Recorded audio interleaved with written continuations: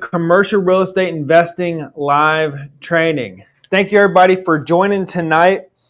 We should have over 100 people here tonight. Put in the chat, this is going to be an interactive training. I want you guys to talk to me through the chat. I want to hear your questions. I want to see where you're at. Let's start off by everybody putting in the chat where you are located at and where are you interested in investing in real estate. We're here in Austin, Texas, in the capital of Texas. Arguably, some would say one of the best real estate markets in Texas. We got Oakland, California, New Jersey, Alaska. Let's see here. What else we got? We have Houston. We got Tennessee, South Texas, St. Louis, Missouri, Atlanta, Toledo, Columbus. All right, check it out. So look, we got people from all over the United States here tonight. And truth of the matter is that it doesn't matter where you're located at. Hopefully you're located in a good real estate market, such as Austin, such as South Florida, such as Nashville, Tennessee, Atlanta, Georgia. But even if you're not located in one of those great real estate markets, you can still invest in some of these great real estate markets, especially if you buy the types of assets that we're going to be talking about here tonight. So I'm going to spend the next 2 hours with you. We're going to have 120 minutes together. It's going to be really fast. It's going to go by fast. I'm going to be talking about a lot of information. So it's really important that you get some pen and paper, you take a lot of notes, because what I am teaching you tonight is the exact process and the exact steps of what you need to do to go out into your local market where you're located at, or go out into another market and identify commercial real estate assets that will change your life, that will provide wealth for you, that will provide cash flow for you, and provide tax benefits for you.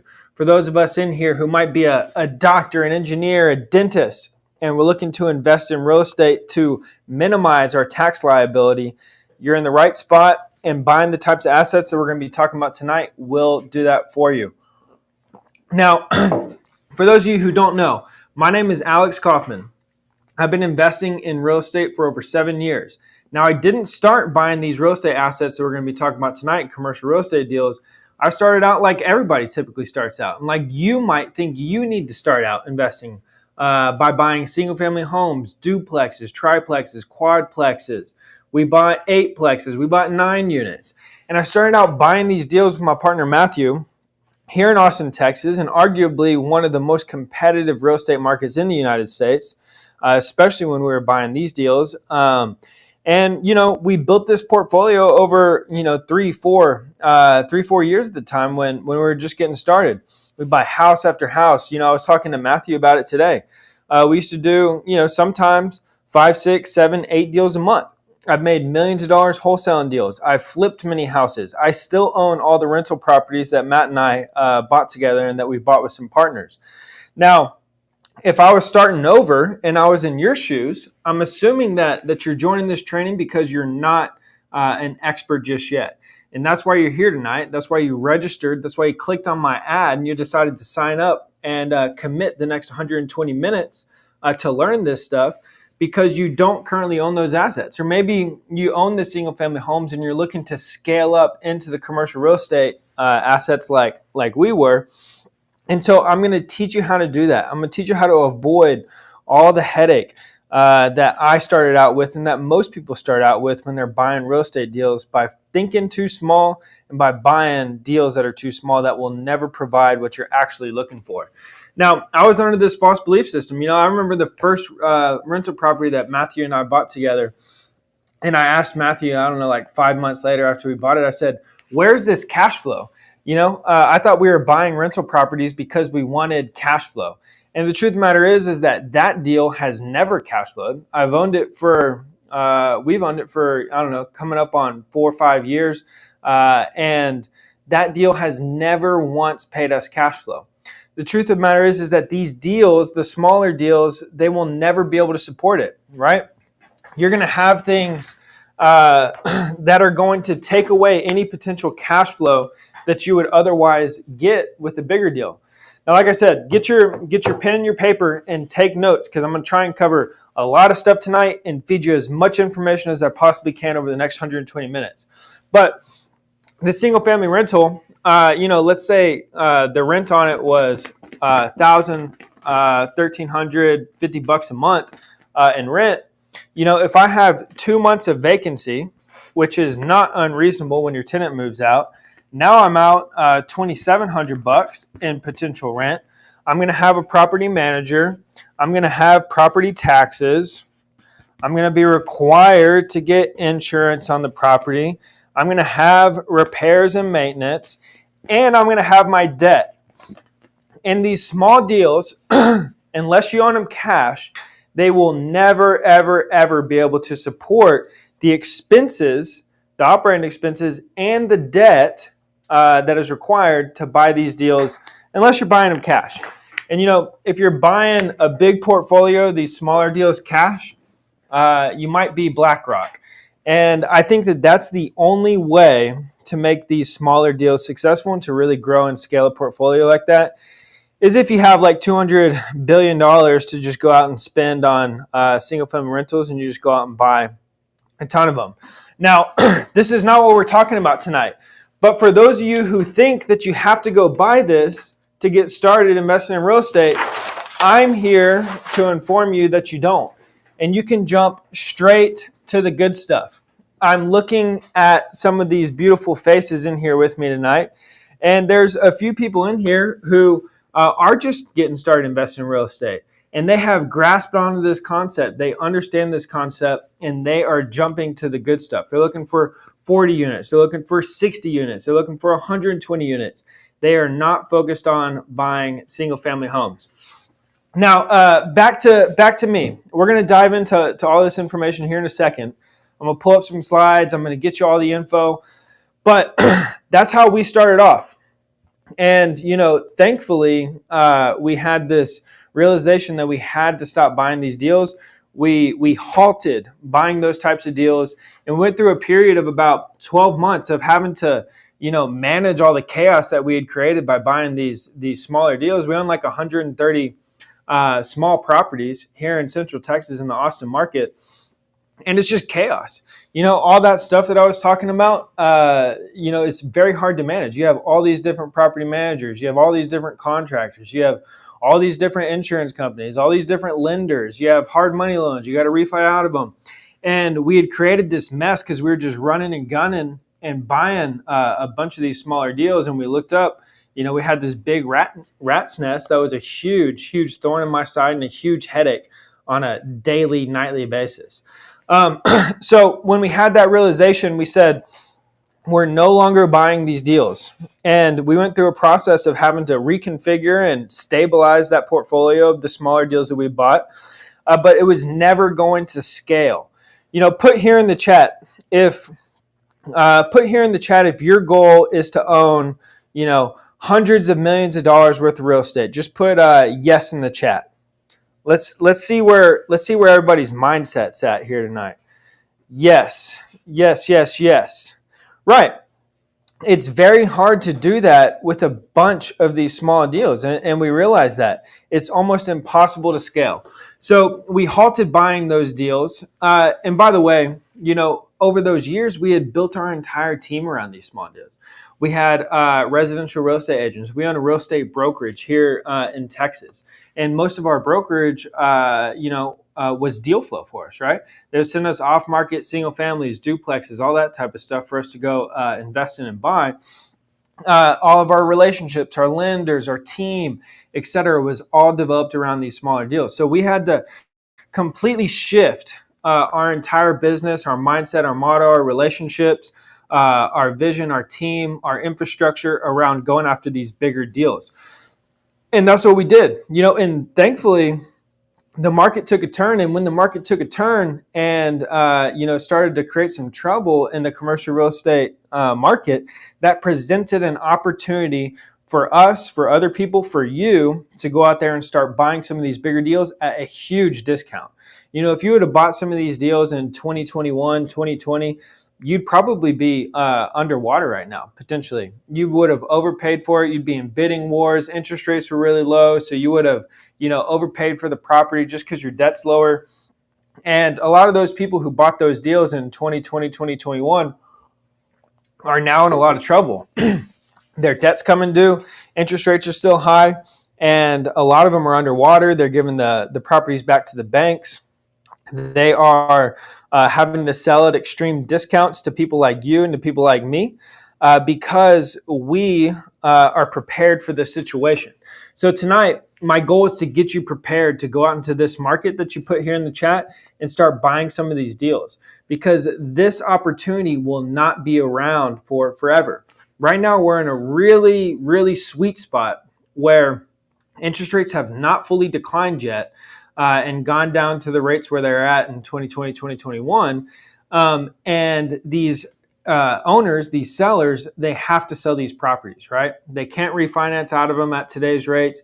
Even if rates drop, a 1/4% or 0.5%, it's still not going to make a huge difference compared to the debt that they originally got at like 2 3/4 or 3.25%. So these sellers, they have to sell. And as soon as interest rates start lowering, they come back below 4%, 3.5%. That's when this opportunity is going to be gone to steal some deals. Not that you can't buy commercial real estate investments at that time, but you're going to have a lot of competition. You're going to be overpaying compared to the price you'd be paying today. And right now, you can go out into these markets and you can steal these assets. So tonight, I'm going to show you how to do that. I'm going to show you what you need to look for in deals. I'm going to show you where to find deals. I'm going to be pulling up deals here live on the screen. I'm going to try and call some. Hopefully somebody answers. But I'm going to analyze these deals. I'm going to show you how simple it is to search in whatever market you want to invest in, find a deal, run the numbers, and take that deal all the way through. Now, another thing that I'll mention is that you're not going to be able to do this alone. How many people do we have in here, Kat? You're not going to be able to do this alone. We have a bunch of people in here right now, and you're going to need partners. If you don't have the capital to go out and put $2, $3, $4 million down on a property, you're going to need to raise that capital. But good news is that there's a lot of people out there who want to invest in real estate and will give you $50,000, $100,000, $500,000 to invest in your deals that you're putting together, and you're paying them a return. I want to show you guys an example of a couple properties, that one that we bought recently and one that we're about to buy, so I can show you, the type of stuff that you should be looking for. Kat, can you share my screen here? All right, so this is a RV resort that we closed on in May. This at the time is a 109 slot RV resort right outside of Dallas, Texas, which is a really great real estate market. I think the best real estate market in Texas right now. This is a 109 slot RV resort. We bought this for $7.1 million. We got it with 0% interest seller financing terms. We raised capital with our investors, and our investors partnered on this deal with us. They get paid cash flow every single month. And this property, 10 days after we bought it, was worth $2 million more than we paid for it. And I'm going to show you guys how y'all can find a deal just like that tonight. But this is a beautiful property, right? It's all concrete. It's got palm trees everywhere. It's got all the amenities that an RV resort would have. And this property is a killer deal that, we would not have the opportunity to have bought at such a great price and great terms if we would have bought it previously. And so it's deals like this that I'm mentioning that you guys should be focusing on, and that the opportunity is out there for you guys to grab right now in the market. The next one right here, this is a 144 unit apartment complex here in College Station, Texas. Beautiful property, really great condition, has all the amenities. And this property is going to be the next deal that we're raising capital for, and we're buying with our investors. This one's $13.5 million. And these are the types of deals that you should be focusing on buying.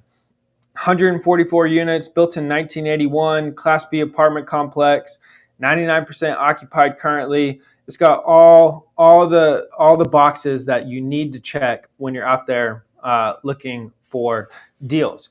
So if you haven't already, grab some pen, some paper. We're going to get started. But before we get started, I want you to put in the chat, on a scale of 1 to 10, 10 being BlackRock or Sam Zell, and 1 being, no knowledge, and this may be the first training that you're joining, or you've listened to a few podcasts, maybe started reading a book or two. On a scale of 1 to 10, where are you at within your confidence to go out there and start buying deals and closing deals? We got a 5, we got a 1, we got a 7, a 2, we got an 8, 6, 8. All right, that's great. We got some thousands. Maybe they should be up here teaching. We got a 1, 1, 1, 1. All right, good. Tonight you're going to learn if you're at a 1, if you're at a 2, if you're at a 3, if you're at a 4, if you're at a 7, you're at an 8, you should take away something from this evening in the next 120 minutes, all right? It doesn't matter what your experience level is. There's always something to learn. I learn something new every single day. And when I approach things and I join things like this and I have the right attitude and I'm open-minded and I'm seeking just one piece of information that's going to change the way that I start approaching things, is the moment that I actually gain something from this. So if you're sitting here, you're closed off, if you're thinking this isn't for me, 9 years ago, I was shooting heroin. I was going in and out of jail. I was going nowhere in my life. And today, I own over a $45 million real estate portfolio that pays cash flow every single month. I have a ton of great partners that have invested with us. And I'm just getting started. We're at the starting line of where we want to go. So if I can do it, you can do it. Just open your mind and believe in yourself just a little bit. All right, Kat, let's go to the slides here. And for those of you who want to gain more than just 120 minutes of information tonight, we're making a special offer for those of you who signed up for this live training.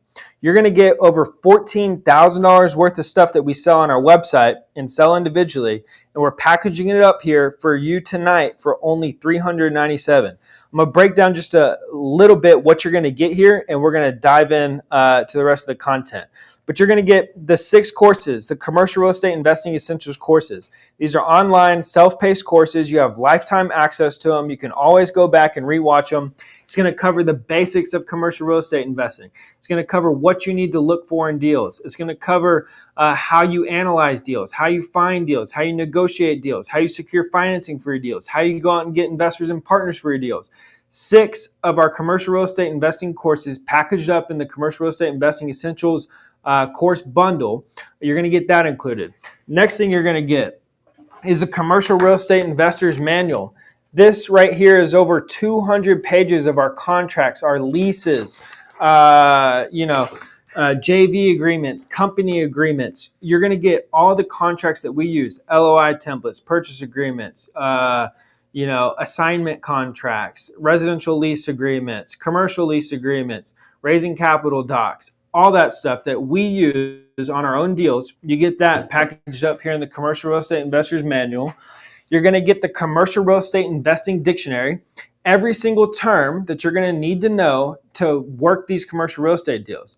Here's the thing. It's an easy language. It's not like, learning Chinese if you only speak English.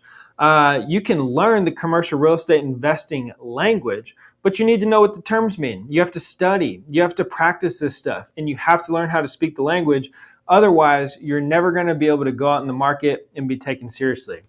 The last thing that you're going to get with today's offer, the Get Started Now offer, is the One Deal Away Bootcamp. You're going to get a general admission ticket. This is a virtual event. So everybody who's all over the United States, you don't have to get a plane ticket and a hotel and come here to Austin. You can attend virtually where you're currently located at. And the One Deal Away Bootcamp is 3 full days of me walking you through finding a deal, underwriting a deal, analyzing a deal. I'm going to help you negotiate the deal, and I'm going to show you how to send the offer on the deal, that one deal that you're away from that's going to change your life. All right, so if you're interested in taking advantage of that and 120 minutes of information is not enough for you tonight, just go to treuniversity.com/now to get that offer. Over $14,000 we sell this stuff individually on our website, but today for just $397. What's up, we good? All right, so here's the deal. For everybody who's on the 1, who's on the 2, who's on that scale of not being extremely confident and being able to go out there and start taking advantage of these deals, this is why you aren't investing. All right, so first and foremost is knowledge and uncertainty. All right, some of these deals, the numbers might scare you, right? We're going to be looking at deals. I'm going to pull some deals up tonight that are $5 million, that are $8 million. And you might have some uncertainty around it. $8 million is a lot of money, especially, when I was getting started. I was thinking too small, and that's why I wasn't chasing after those deals. All right. I was thinking, well, if I just go find a house for $100,000, and I get a loan for $90,000, I can figure out a way to come up with $10,000 in order to be able to buy the house. But it's the same exact process to go out and buy the bigger commercial real estate deals. And those commercial real estate deals are actually going to provide you what you're looking for, which is ultimately financial freedom. Put in the chat if you agree with that. Everybody says, I want cash flow, I want wealth, I want this, I want that. But ultimately what everybody wants and everybody's after is freedom. Put the big F in the chat if that's true for you. But you need the knowledge and you need the certainty to be able to go out and do that. If you don't have the right education, if you don't know what you're looking for, if you don't know how to structure these things, if you don't know how to have these conversations, you're never going to go out into the market and have the confidence, have the knowledge, and have the certainty to know if you got a good deal or not and if you should move forward. There's going to become situations, there's going to be plenty of situations that you're going to encounter along your commercial real estate investing journey where you love this deal. All right. And this is an amazing deal. It's going to be a home run of a deal, but there's competition on that deal. And other people love it just as much as you do. And in order to stick out, you may have to put up $50,000 non-refundable in order to buy this and get it under contract and secure and control that deal. And that's going to require a ton of knowledge and a ton of certainty in order to be able to make that decision and say, this deal is good enough. I'm extremely confident in it. I know I'm going to be able to get it done. And I'm willing to put up that non-refundable money in order to secure this deal and get it done. So knowledge and certainty are extremely important. And this is what holds a lot of people back. And commercial real estate investing is really not that complicated. I barely graduated high school. I didn't go to college. I haven't read a ton of books in my entire lifetime. I wouldn't consider myself book smart, but I'm very street smart. I know how to operate things. I know how to survive. I know how to get things done. And that's all you need. You don't need to be, a rocket scientist in order to buy commercial real estate assets. Commercial real estate and real estate in general is for everybody. Doesn't matter who you are, the color of your skin, where you're born, where you came from, if you went to college, you didn't go to college, all those things. Anybody can be successful investing in real estate. You just need to have the right knowledge, you need to have the right tools, and you need to know what you're doing. Because until you fully commit to learning this stuff and practicing it and getting, doing it repetitively over and over and over again, you're never going to be able to get past that knowledge and uncertainty gap that you currently have. All right, number 2 is you don't know where to find deals. There are deals everywhere. All right, you can find deals in any market. You can find deals in any city. It comes with the confidence and the knowledge. You're never going to go out and actually start searching for deals in a serious way until you know what you're looking for, even just a little bit. But anybody who tells you there's no deals out there, anybody who says, I can't find any deals, there's no good deals, those people are not actually putting in the work to find deals. It's very simple to find deals. There's a ton of free resources for you guys to go out there and find deals. And all you got to do is go out there and start having conversations with people. The people who have the deals, people like us, other investors, commercial real estate brokers. There's a ton of deal flow out there, and you just need to know, first and foremost, what to look for, but also where to look and how to look past the BS that they try and sell you on the front end. All right. Next is you don't know how to analyze deals. Real estate investing, in the math behind it, it's a very, very, very simple formula. It's a little addition, it's a little subtraction, it's a little division, and some multiplication. Here is the exact formula to figure out if a deal cash flows. And this is how complicated the math actually is here. Can you make me big, please? You can't mess with it. All right. So here it is. you're going to have your income. Make sure you're writing this down. You're going to have your income on the property. That RV resort, the 144 unit apartment complex that I showed you guys, we're buying these because they produce income. Now, there's a few things inside the income column that you're going to be getting. First and foremost is rents. You're going to get rents. The tenants are going to live there. They're going to sign leases. They're going to live in the units, and they are going to be paying you rent every single month. The other thing you're going to get is called other income.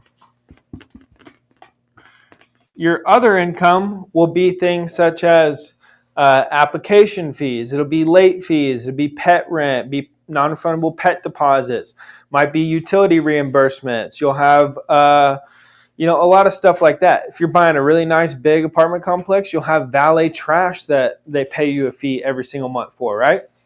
So this is your income, all right? You're going to have income inside your commercial real estate asset. You're going to take that income and you're going to subtract out your operating expenses. For short, this is one of those terms you need to know, is OPEX. This stands for operating expenses. So you're going to take your OPEX from your income. What's left over is going to equal, here's another term, your NOI, which is your net operating income. Your net operating income is going to be the net income that you get before you pay your debt. Now, I would say that it's safe to assume that everybody here is not going out and buying properties cash. I would also advise against buying properties cash, because that's one of the major benefits that you get from investing in real estate, is being able to take advantage of utilizing leverage and utilizing the bank's money to buy these deals. That way you can grow and you can scale. All right. So from your NOI, you're going to subtract your debt. This is your mortgage payments that you're making to the bank on a monthly basis, your annual debt, and what's left over is your cash flow. Now, this is the money that you get to keep. This is the money that you're going to pay out to investors. This is the money that you are going to put in your pocket. This is what you're going to, take to start to quit your job finally. You're going to start living off your cash flow. Your cash flow is going to be paying you. It's going to be paying all your monthly expenses. It's what you're going to use to go on vacation. The cash flow is what you're after, all right? In commercial real estate deals, the ones that I'm going to teach you guys how to buy, all of them should cash flow. And that cash flow is going to grow and get substantial over time. Now, one deal may not retire you, okay? If you're working at an office job right now and you are, let's say getting paid, $80,000 a year, and your goal is to start investing in commercial real estate because you want to quit your job, one deal might not do that. One deal is probably going to get you, it has the potential to do that for sure and, supersede that. But one deal may get you, 60% of the way there. All right.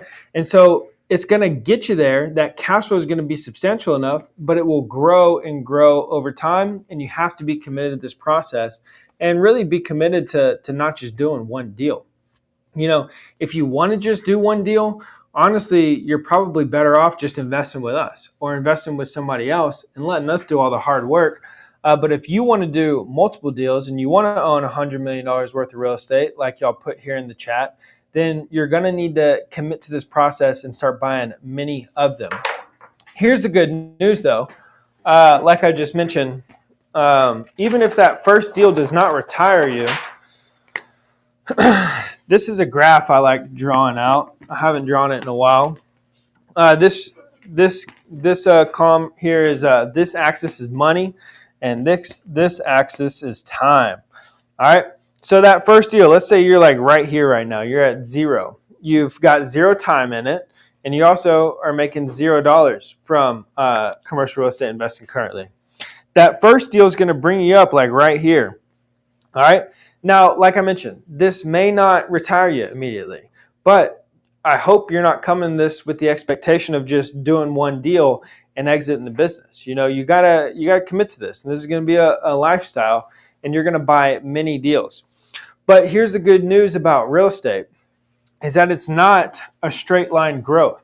The moment you buy that first deal, it's going to bring you up here. The next deal you buy, it's going to bring you up here. So now we start growing. The third deal you buy is going to bring you up here. So after like 1 year, 2 years, 3 years, 4 years, you start growing exponentially. That cash flow starts to multiply on each other. All the equity that you're getting, the appreciation that you're getting on these deals, they start to compound and you really start to grow fast. So that first deal is going to get you a good of the way there, and it's going to get that momentum going, and it's going to get you bought in. It's going to get you, excited, and it's going to get you some cash flow. But it's that second, that third, that fourth, that fifth, where you really start building and taking advantage of the exponential growth. Kat, can we go back to thank you. All right, so you don't know how to analyze deals. What I just went over, that's as complicated as it is. Get your income, subtract your expenses, you're left with your NOI, subtract your debt, then you got your cash flow. That's as complicated as the math gets with real estate investing. All right, and last but not least is you don't know how to close deals. I meet a lot of people who say, I know how to analyze deals, I know how to go out in the market, and I know how to find deals. Some of the people in here who put themselves as an 8, a 9, a 10, when I compared 10 to BlackRock, it's probably some of you guys who think, I know how to analyze deals. I know how to run the math formula. I know how to go out into a market and find a deal. But here's the truth. Anybody can plug some numbers into a formula and have it spit out a number. But that's not how deals get done.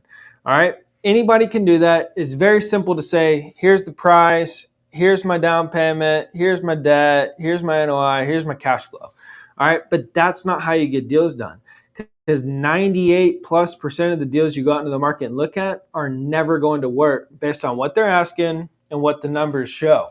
But here's how you really get deals done is by learning how to structure these deals, negotiate these deals, follow up on these deals, and close the deals. Running the math formula is like 5% of the whole concept, all right? You got to really put the work in, and you got to fight for some of these deals to get done. I'm fighting on a deal right now. Losing sleep over the deal. I think my hair's turning gray. I'm fighting tooth and nail every single day to get this deal across the finish line because we really want it. Now, that's where closing deals comes into play. And running the math formula is what we did, 8 months ago, and that was just the beginning of it. So learning how to actually close the deals and having that confidence to take you all the way through is really, really important. All right, let's talk about where to find deals. By the way, I don't know if I mentioned this earlier, but if you have questions, put them in the chat. I'm going to try and answer them. I'm going to take a few moments to answer questions periodically. At the end of the live training here, I'll pull a few people up on stage. I'll take your questions live, but write it down. Put your question in the chat. I just don't want you to forget it. All right. So first and foremost, where to find deals. Brokers. Commercial real estate brokers are the ones in every single one of your market that have these deals that you're looking for. All right. Wholesalers, I'm sure plenty of people in here know what wholesalers are. Maybe some of us in here want to wholesale deals. I was talking to somebody earlier yesterday who, was wanting to, I don't know if they were talking about coming to this training or what, but they wanted to wholesale these commercial real estate deals and send me deals for them to wholesale to me. It's like, dude, just being very truthful with you and honest with you, you're not going to make it anywhere trying to wholesale these bigger commercial real estate deals. You're never going to get the deal. You're never going to be taken seriously. You're never going to get it under contract. You're never going to have any of the answers that any of the true buyers are going to need. And you're never going to get a seat at the table by trying to wholesale, a $20 million 200-unit apartment complex.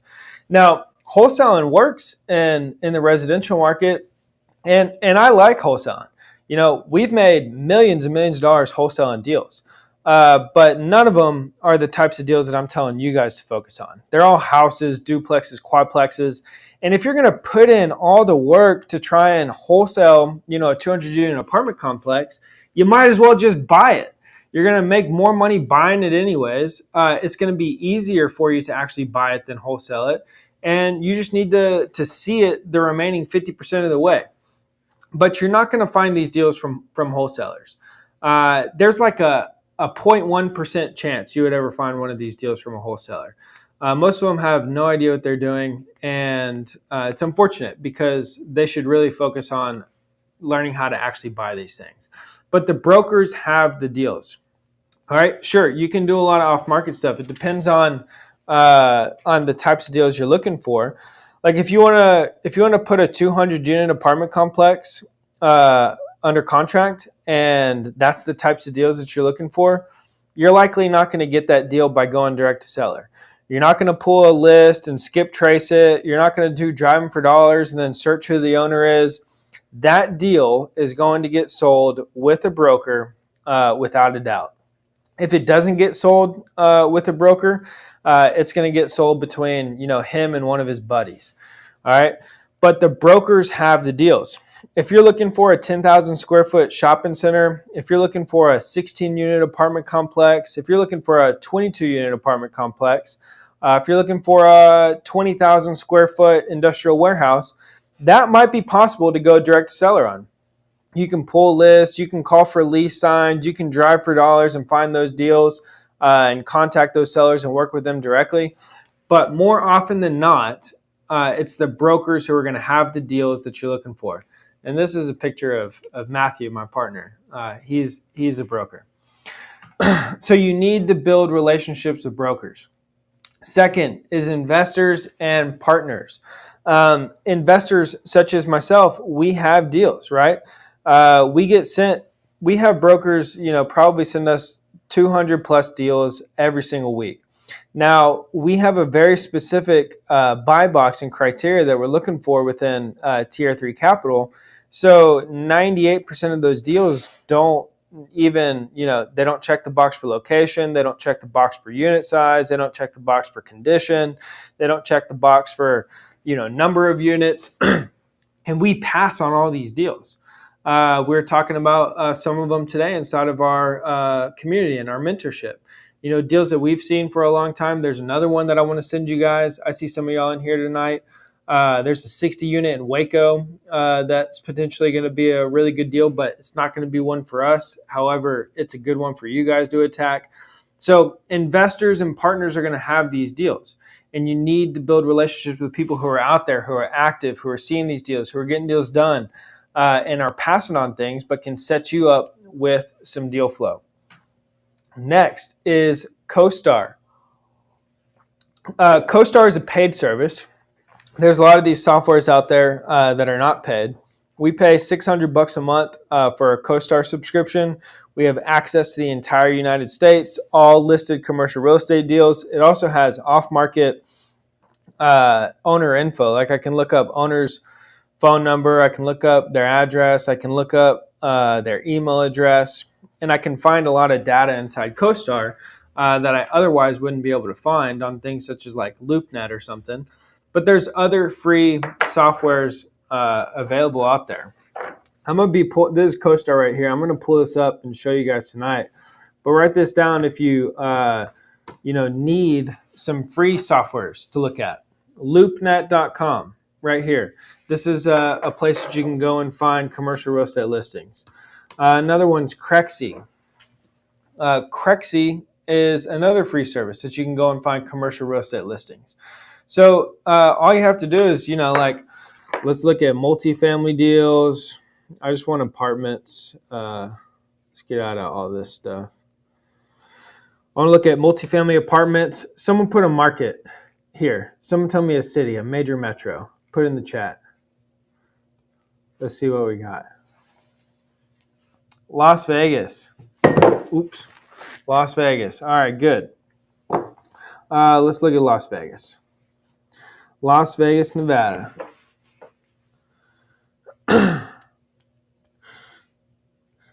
Someone asked, can you do a New Jersey house deal? No, I can't do a New Jersey house deal.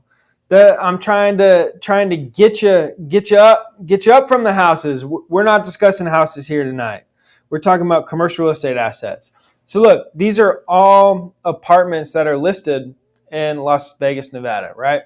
And I'm going to show you guys how to go out and find one of these here in a little bit, how to run some numbers on it. Hopefully we can make some calls and talk to some brokers, and I'll show you what that looks like. But there's no excuse to not go out and start looking at real estate deals, all right? All right, next. Brokers, investors, partners, CoStar, things such as the entrepreneur community, like I was just mentioning.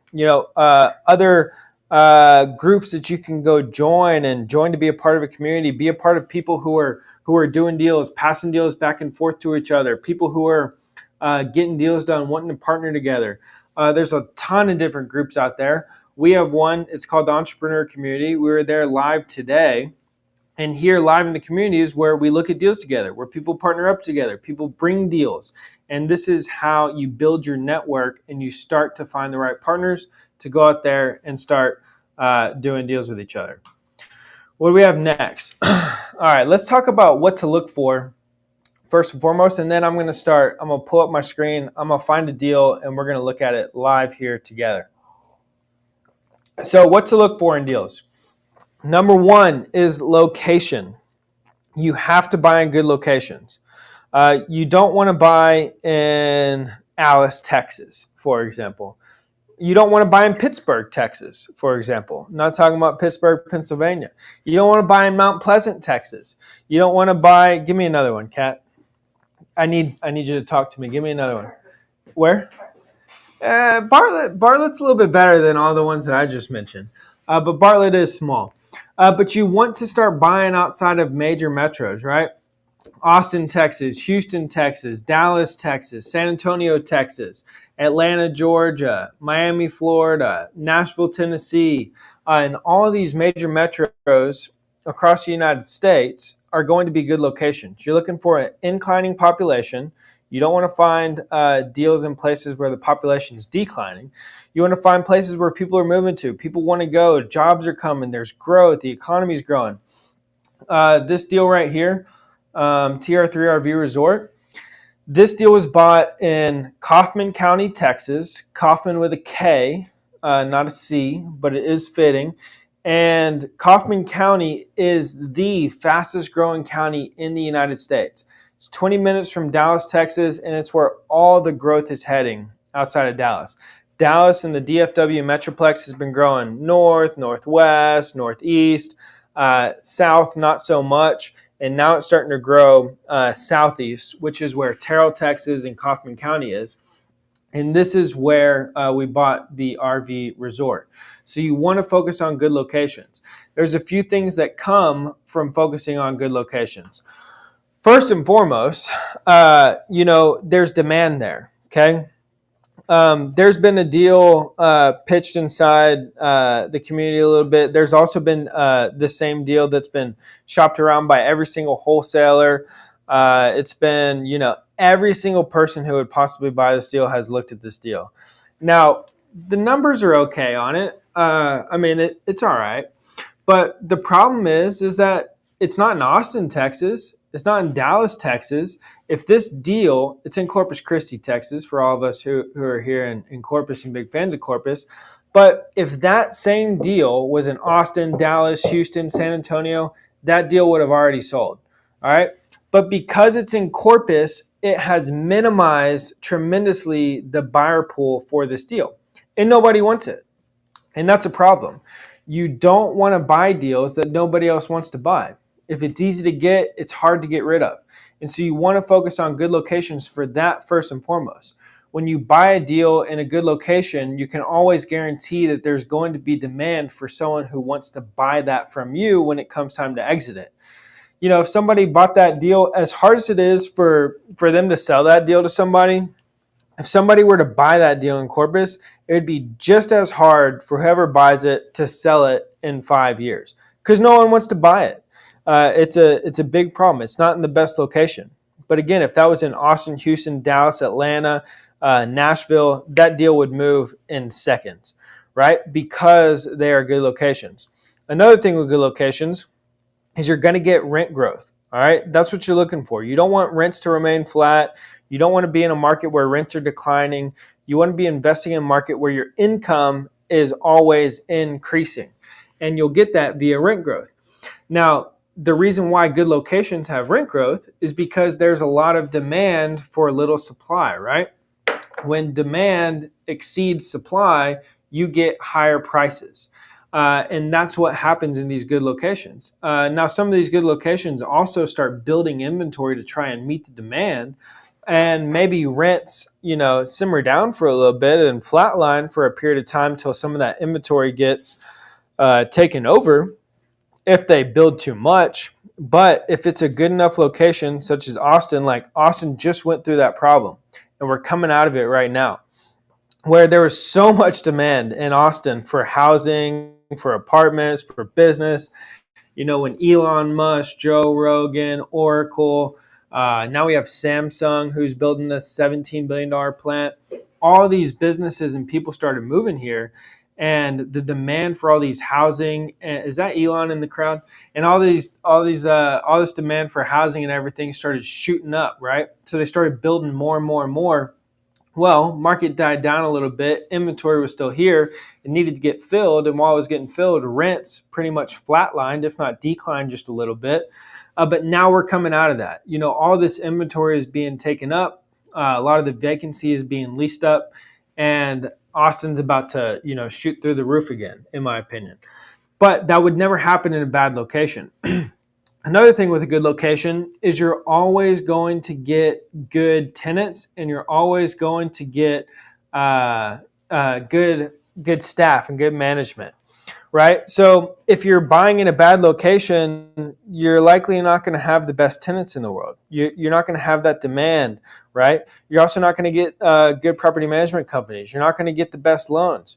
There's a lot of lenders out there who will not lend in Pittsburgh, Texas, or Mount Pleasant, Texas, or Alice, Texas, or any of these random small cities in the middle of Texas that nobody lives in and nobody wants to be in, right? So a good location is superior to everything. Good location will demand greater everything. It'll demand greater rents, greater cash flow, greater residents, greater staff, greater management, greater loans, greater exits, greater everything. So always, always, always buy in a good location and never settle for a bad location. Next is cash flow day one. This formula right here that I just showed you guys, you need to have cash flow day number one. Your income minus your OPEX equals your NOI minus your debt equals your cash flow.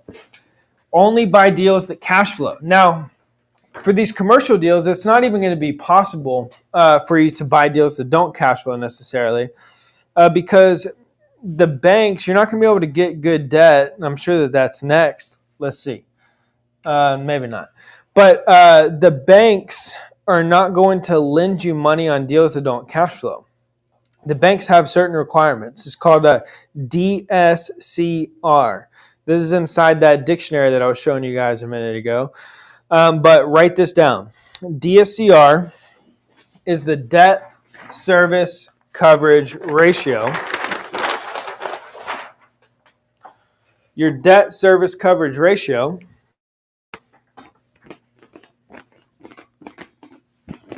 means that your NOI covers your debt by a certain percentage.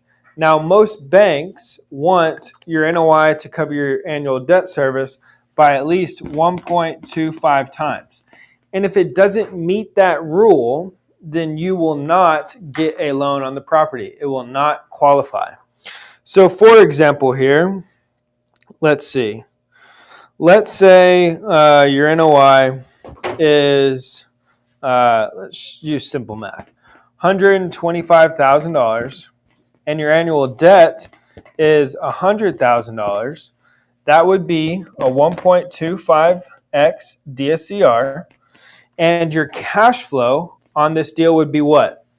If this is your NOI and this is your debt, what would your cash flow be? Put it in the chat.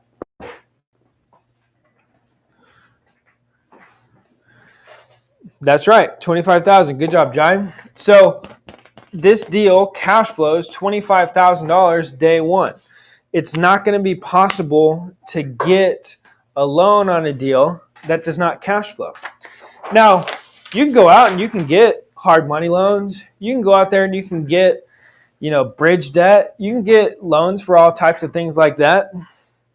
But why are you trying to force deals that aren't deals? People who go out and get bridge loans, maybe the property is like 40% occupied and you're getting it at a steal of a deal. In that sense, you're not going to go out and get good debt on it. You're going to have to get a hard money loan, or you're going to have to get a bridge loan, and you're going to have to improve that property and then refinance into some good debt later. And only in that scenario would it really make sense to do that. But you're not going to go out and buy 100% occupied property that's at market rents and use bridge debt. That deal at the price that you're paying for should have a 1.25 DSCR, and you should get cash flow day one. And if you don't, you shouldn't buy it. And if you are trying to force deals like that, you're going to put yourself in hot water, just like all those people did, in 2020 and 2021. Next is the ability to add value. Now, I want to show you guys, for those of you who don't understand, all right, commercial real estate assets, this is going to be important for those of you who don't know. Commercial real estate assets are not valued like single-family homes. Houses are valued based on, these are my houses. Houses are valued based on what the houses next door sold for. It's called comparables, right? If all three of these houses are the same, they're on the same street, this one sold for $280,000. This one sold for, $290,000. It's safe to say that this realtor right here is going to go and list this house for $290,000. Maybe they shoot for $295,000 and they try and negotiate down to $290,000. And the reason that they do that is because this is how single family and residential properties are valued. They're not valued based on the income that they produce like commercial real estate is. Now, commercial real estate is valued based on two things. All right, we already talked about one. It's the N, the O, the I, the net operating income. All right, pre-debt income. And then the next thing is a cap rate. Cap rate is the return that you would get if you bought this property cash. A lot of markets, good markets, are probably in like 5 to 6 range. Your Alice, Texases are probably in the 8s and the 9s. The Corpus Christi's are in the 8s. The Pittsburgh, Texases are in the 12s, 15s maybe. Nobody wants to buy there. But you take your NOI, you divide it by your cap rate, and that is how commercial real estate is valued. It's not based on what the property next door sold for. If your apartment complex is next to another apartment complex and you're selling both of them, you and the other seller, and your neighbor, their NOI is $400,000, but your NOI is $600,000, you're going to sell your property for 50% more than this seller would, even if they're the exact same thing, simply because your NOI is greater than his. It's not based on how many beds and baths you got. It's not based on, if you got quartz countertops or not. It's not based on the curb appeal. It's based on the income. When you're buying commercial real estate assets and when you're selling commercial real estate assets, you are selling and buying a business. That business produces net operating income, and the net operating income is how that business is valued. All right, so for number 3 here, you want the ability to add value. I'll explain what that looks like and what I mean by that. This RV resort here, we added about, 109 times 100 times 12 times 0.9. We added about $117,000 worth of net operating income to this resort in the first 5 days. What we did, their rents were about, and this is annually, by the way, but their rents were about $100 below where they should have been. They're at $500 a month plus the electric for these RV slots. We went in, and in the first week, they're on month-to-month leases, right? So if this was an apartment complex, I wouldn't have necessarily been able to raise the NOI that fast and that quick.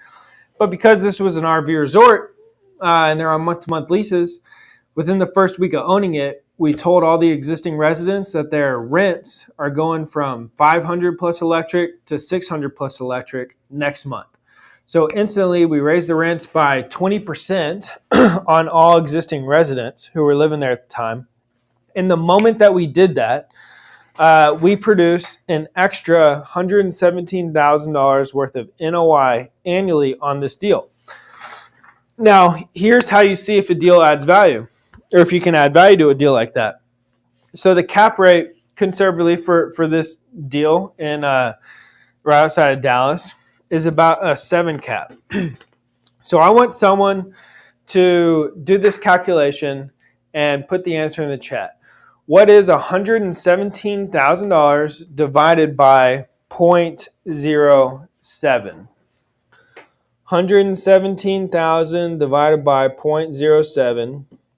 What do you get? Put it in the chat. I'm taking my NOI, I'm dividing it by my cap rate, and what do I get? That's right, 1.6 million, right? So within the first 5 days of owning this asset, we created $1.6 million worth of value like that. If I wanted to sell it the next week, we'd be selling it for $1.6 million more than I just paid 5 days ago. Now with a single family house and a house in New Jersey, Jai, I think that's your son in there. I could be wrong. Ask him about houses in New Jersey. We need to get your son on some commercial real estate. So with that house in New Jersey, we would never, ever, ever be able to make $1.6 million in 5 days buying a deal like that. All right. I own a bunch of these houses, and not once have we ever made $1.6 million that fast on these deals.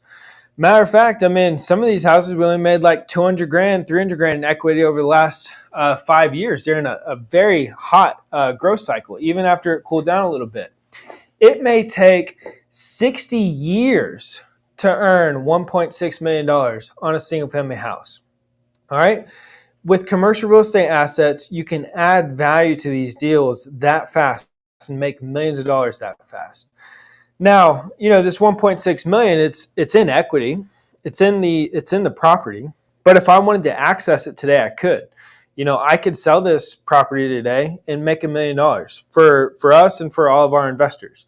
I could go out and I could refinance the deal after I add the value and extract the equity and not pay income taxes on the cash out refinance and get it that way. But we got 0% interest seller finance loan on this deal, so we're not touching it and we're leaving it as is. But that's how fast you can create value like that. Let's go back to my screen, Cat. There's my good debt terms. So you need the ability to add value to these deals. You don't want to buy something that there's no ability for you to increase the value, raise the rents, and make more money on it, right?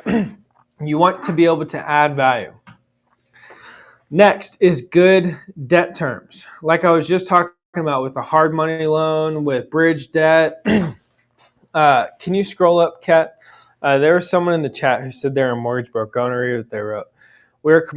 Move your thing. We're a commercial mortgage broker and great agency, Fannie Freddie, bridge to permanent debt, great for value add properties. For anything that's turnkey, we got rates in the mid to low 5s.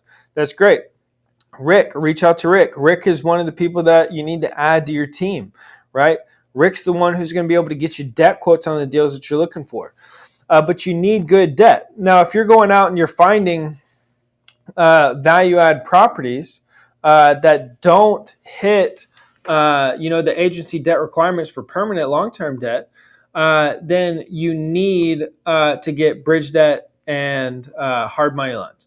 Now, I wouldn't really suggest this. I don't think this is a great idea necessarily, because there's a plethora of good deals out there that already qualify for agency debt and can get good long-term debt. You don't need to go buy a piece of crap that's 20% occupied and spend the next 2 years slaving away putting work into this property when you can just go buy a good one today. There's so many deals out there. There's so much motivation in the market. There's so much to choose from. And you can go get good long-term debt on those properties today. A lot of the people who, like I was talking about in 2020, 2021, who were out there buying these deals, they were locking in low interest rates, but they were locking in bad debt terms. They were locking, deals in for like 18 months, 24 months, and they got screwed because the market shifted on them. A lot of bridge debt on people who don't, yeah. So anyways, you don't want to put yourself in hot water by getting bad debt terms. Now, there's different parts to the debt that you should be getting on these commercial real estate assets. Number one, you're going to be looking at interest rate. You're going to be looking at the LTV that you can get. You're going to be looking at the DSCR requirements. You're going to be looking at any periods of IO. IO, for anybody who doesn't know, stands for interest only. When you have IO debt payments, at least for a period of time, it means your debt payments are lower, so that means your cash flow is higher. All right?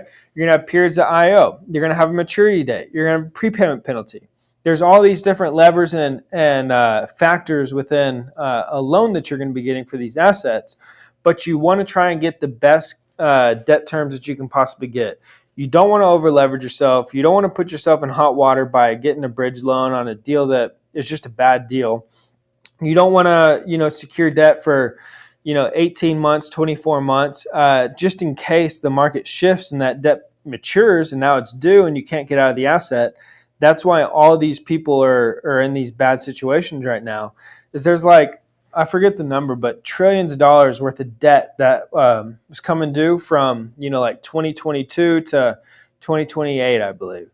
And over the last 30 months, some of these people lost those deals because they secured bad debt terms when they bought the property. All right, what's next? How to structure a deal? Let's go to CoStar, and let's start looking for some deals. Someone put a market in the chat here. And by the way, this criteria that I'm about to put here in CoStar, you can replicate inside. You can replicate inside Crexi. You can replicate inside LoopNet. This is the criteria that I think someone who's just starting out should really be looking for. So I'm looking for deals that are for sale, multifamily deals. We're looking at apartments. I'm going to do the minimum number of units at 32, and let's do the maximum number of units at 64. Now you don't have to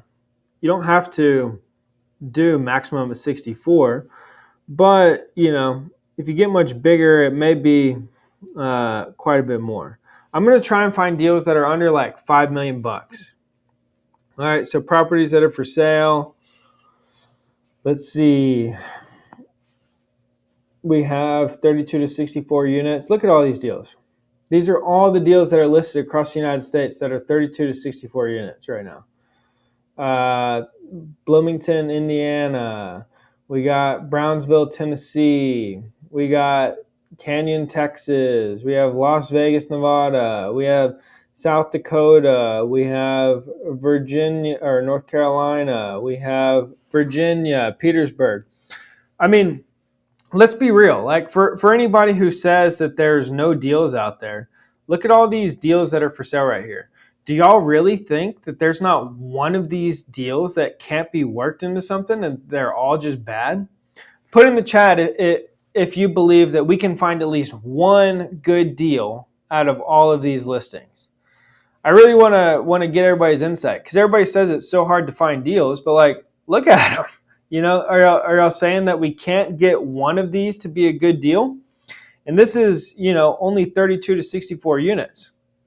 All right. But I want to look for deals that are for lease. Where's for sale? For sale info. I'm not going to put cap rate, but let's do the maximum price at $5.5 million. On a 5, just to break this down, and I'll tell you why I'm doing it this way.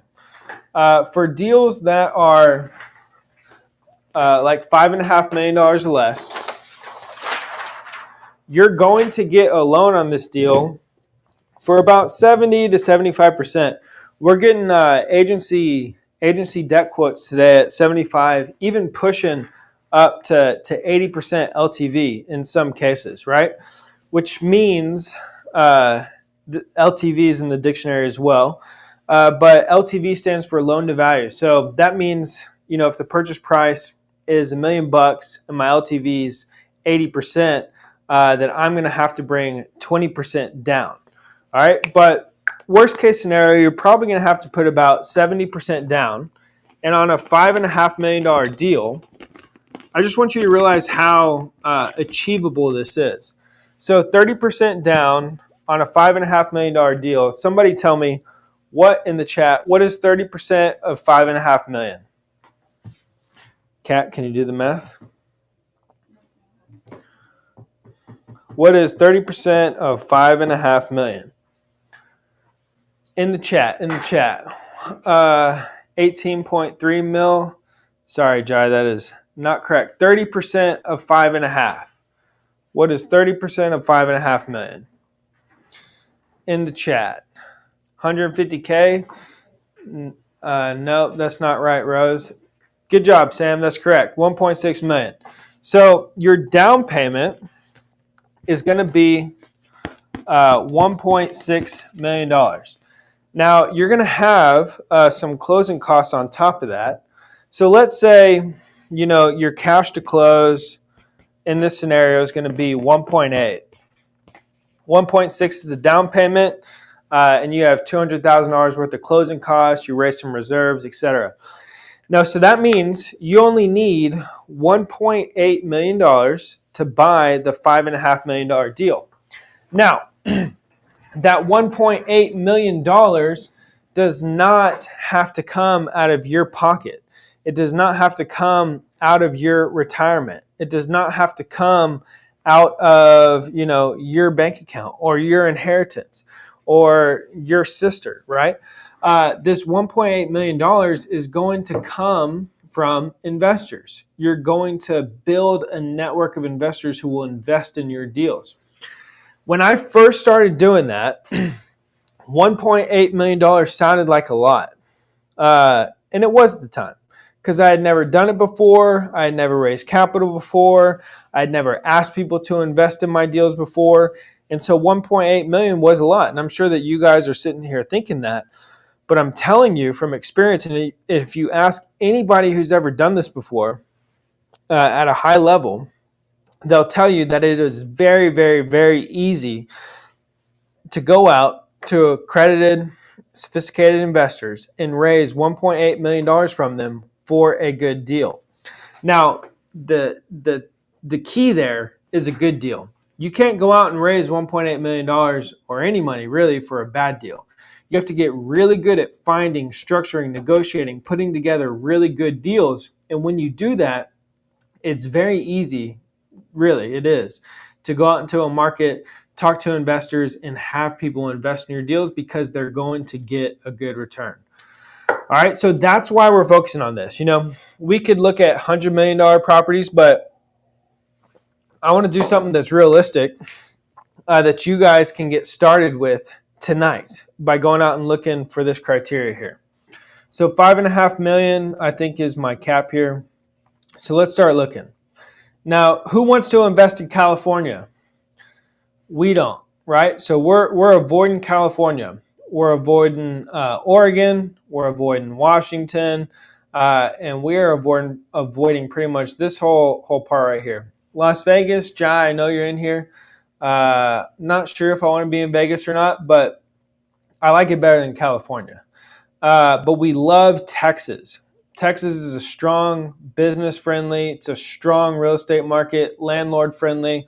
We like Florida. We like the Carolinas. We like Tennessee. But we really try and stay. We pretty much avoid all of Louisiana. But we pretty much try and stay like right in this little part right here. From Arizona to New Mexico to Texas, I would consider Mississippi. I'd consider Alabama. I love Florida, North Carolina, South Carolina, Virginia, Tennessee, some of Kansas, some of Missouri, and I would consider Colorado as well. And so we pretty much stay right here on the map and don't go outside of this. So let's see what we can find here. You see all these listings? I want to change one more thing in my filters. I want to do existing, meaning that I'm not looking at new construction here. All right, so we got 44 units, $40,000 a door, 8.5 cap in Huntington, West Virginia. An old friend of mine, Evan, I think is from Huntington, West Virginia. Tyler Childers might be from near that area. But we're going to avoid West Virginia. Miami, Florida. We have Tulsa, Oklahoma. Hey, put in the chat, everybody who is in the community call today, did anybody figure out y'all's question with Tulsa, Oklahoma in regards to why there's so much for sale there right now? I don't think Tulsa is that bad of a market. We didn't really dive into it today. But we got Tulsa, Oklahoma, Amarillo, Killeen. Killeen's a city here in Texas you want to avoid. Houston, part of a portfolio, 4 properties. No. Baton Rouge, pass. Tulsa, Oklahoma, Houston, Texas. I'm just looking for opportunity here. Now I like this 44 unit for sale for $1.8 million in Huntington, West Virginia. This is interesting to me. Now, I'll tell you, though, that I don't really think that Huntington, West Virginia is going to be the greatest market to invest in, and so that's kind of a turnoff for me. But $1.8 million for 44 units, $40,000 a door at an 8.5 cap, it'd be kind of hard to go wrong with that deal unless Huntington, West Virginia market's just really that bad. So that's what I'm doing here. I'm just looking for opportunity. 71K a door in Houston. See, look at this. I mean, this doesn't look like a great property, right? Look at that sign out front. It's hanging down. It looks like trash, and it probably is trash, and I don't want to buy trash, and neither do you. All right, next, Florence, South Carolina. Danville, VA. Greenville, 15K a pad. This is a mobile home park. Palo Verde, California. St. Louis, Missouri, 51 units. This one's under contract, unfortunately. 44 units in Conway, Arkansas. Let's look at Conway, Arkansas. Conway, Arkansas population. So this is what I'm doing, and this is what you guys should be doing as well. All right, we got inclining population. We don't have tremendous growth. We might come back to it. All right, moving on. Pace, Florida. Okay, I like this. 139. Pace, Florida, we bought a retail shopping center in Pace, Florida earlier this year. Sweet deal, home run of a deal. We bought that with our investors as well. Lindale, Texas. Where is Lindale?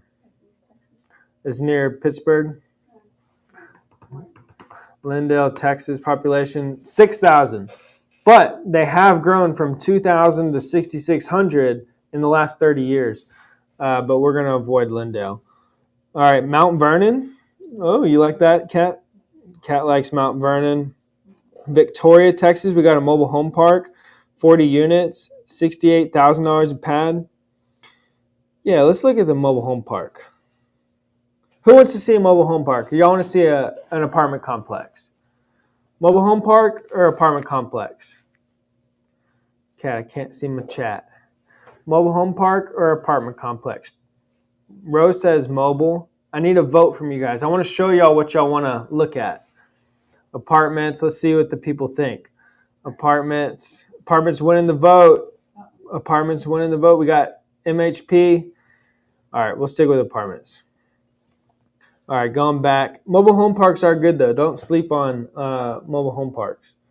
Savannah, Tennessee, 67 a door, 64 units. Let's look at that. All right, Savannah, Tennessee. Let's look at this. Savannah, Tennessee population 343,000. Savannah, which is, did I enter the wrong thing? What is this? Savannah, Tennessee. 7,300, is that right? Why does this say 343,000? Did I spell it wrong? Savannah, Tennessee population. Let's look at the demographics. Population. Yeah, it's small. Dang it. All right. I thought Savannah. I'm thinking of Georgia, maybe, not Tennessee. All right, moving on. Montgomery, Alabama. We looked at this last time. Look at this. This is still on the market. I'm going to look at a different deal today, but we analyzed this deal last time that we went live on the training. Nobody's bought it yet. It's not a true 12 cap, but it will cash flow. It is a good deal. It's 35 units. And if you can work this deal down to like 1.7, 1.65 million, this is a deal. Based on the information that we got during our last live training, we called on this specific listing. Someone should take this deal. Someone should write down this address, and someone should call this broker and work this deal down to, I'm giving you all the secrets, 1.65 million. I already did the work for you. Call the broker, work the deal, get this one down to 1.65 million, and pending your due diligence and the actual numbers of the deal, that we would look at the rent roll and the T12 and stuff, this should be a good deal there. You'd get it for like 40K a door, right? Jasper, Texas, Odessa, Texas, Myrtle Beach, South Carolina. Let's look at this one. Myrtle Beach. Anybody watch Eastbound and Down? That's where Kenny Powers started playing baseball, was in Myrtle Beach, I think. All right, so we got this 43-unit apartment complex in Myrtle Beach, South Carolina. They're asking $5 million. They're selling it for $116 a door. We don't have the average square footage here, but they're probably smaller units. But the asking rent is $1,600 a door. So this is the deal that we're going to work here. Now, who knows about the 1% rule? Put yes in the chat if you know what the 1% rule is. Yes in the chat if you know what the 1% rule is. Great. All right, Kat, let's make this screen biggest and let's make me small. You know what I'm talking about? That way they can see here. Great job. Thank you. All right, so if... What? Oh, yeah. Well, yeah, I guess make me bigger. Sorry. All right, let's do the split screen.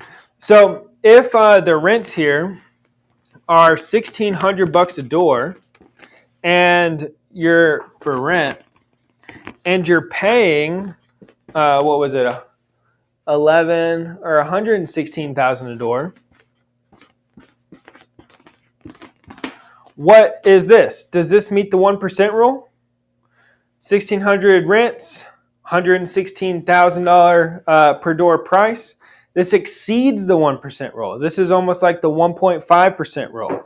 The 1% rule means that you want to get at least 1% in rent based on your purchase price. So if you buy an apartment complex and you pay $116,000 per door, it means you want to get, $1,100 a month in rent. Now they're getting $1,600 a month. So that's a good indicator when you see that. Okay, there might be a way to make some money here.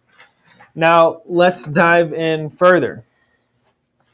All right, so we have the owner here. Remember I told y'all that CoStar will provide you all this information. You can get owner name, owner phone number, etc. if you are trying to go direct to seller. Now let's look at the offering memorandum. Click to unlock. I unlocked it. This is called the OM. The OM is the offering memorandum. Now the offering memorandum is the marketing material that these brokers put into place to market out these deals. So let's see what their OM tells us. So blah, blah, blah, blah, blah. A lot of it's just fluff. You know, bunch of pictures. We already got the pictures. All right. Building size, 27,000 square feet, 1.63 acres.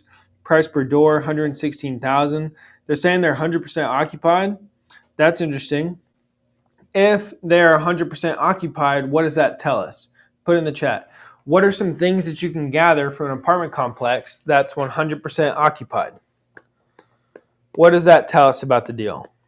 I'm trying to walk y'all through the mindset of analyzing these deals and what I think about when I'm looking at it. That's right. So someone said that the rents are too low.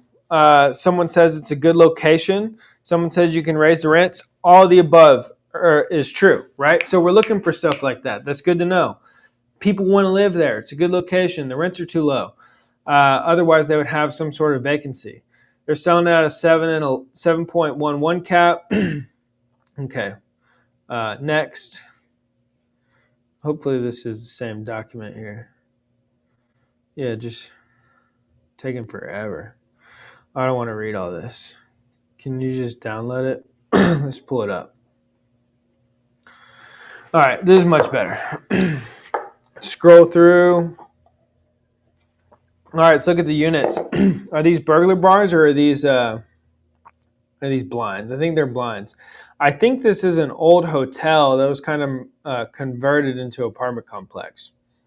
But the units don't look horrible. This is a bedroom. They got some good flooring in there, some good paint. Looks like they still have some popcorn ceilings maybe. If it had burglar bars on the windows, I wouldn't be that attracted to it. Blah, blah, blah, blah. All right, no real information. Well, yeah, it's just population info. Let's see if we can get Thomas to answer the phone.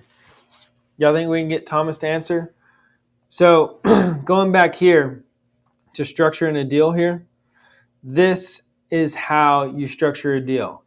The first thing that you do after you find a deal that's interesting to you is you call the broker. We got lucky last time. That dude, I mean, it's 7:22 here. That means it's 8:22 and on the East Coast. But let's see if they pick up. First thing you do is you call the broker. All right, so let's call Thomas. 980.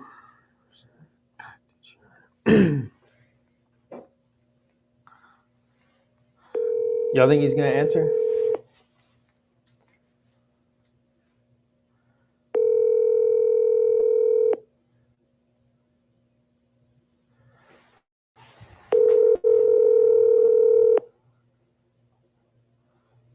Your call has been forwarded to voicemail. The person you're trying to reach is not available. At the tone, please record your message. When you have finished recording, you may hang up.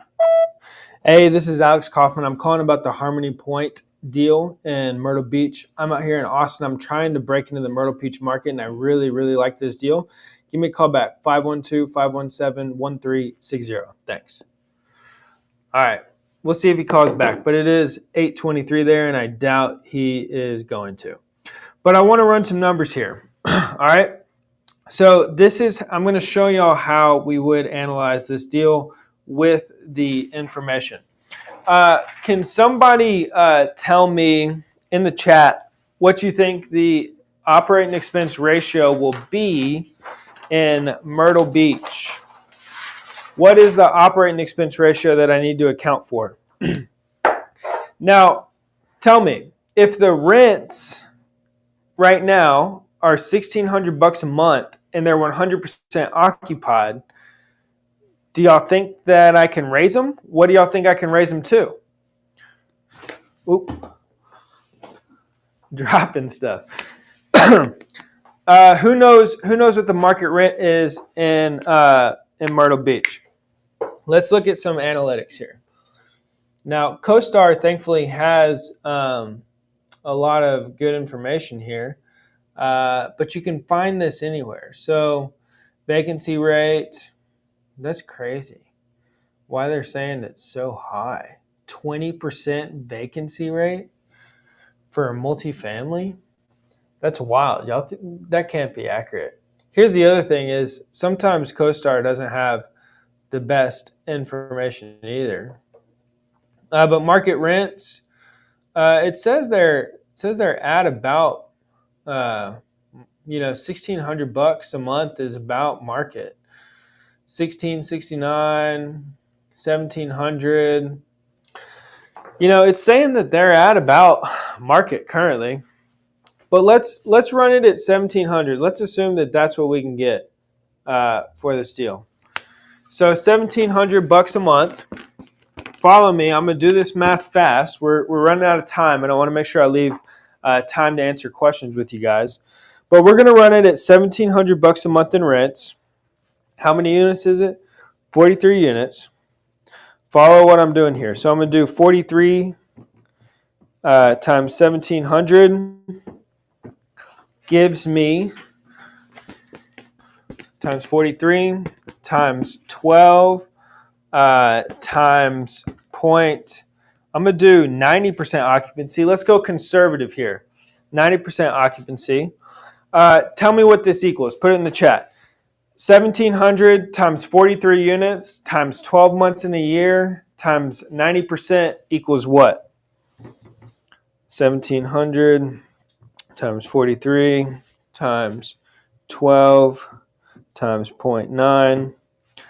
789,000 gross rental income at $1,700 a month times 43 units to make it annual times 12 months in a year times 90%.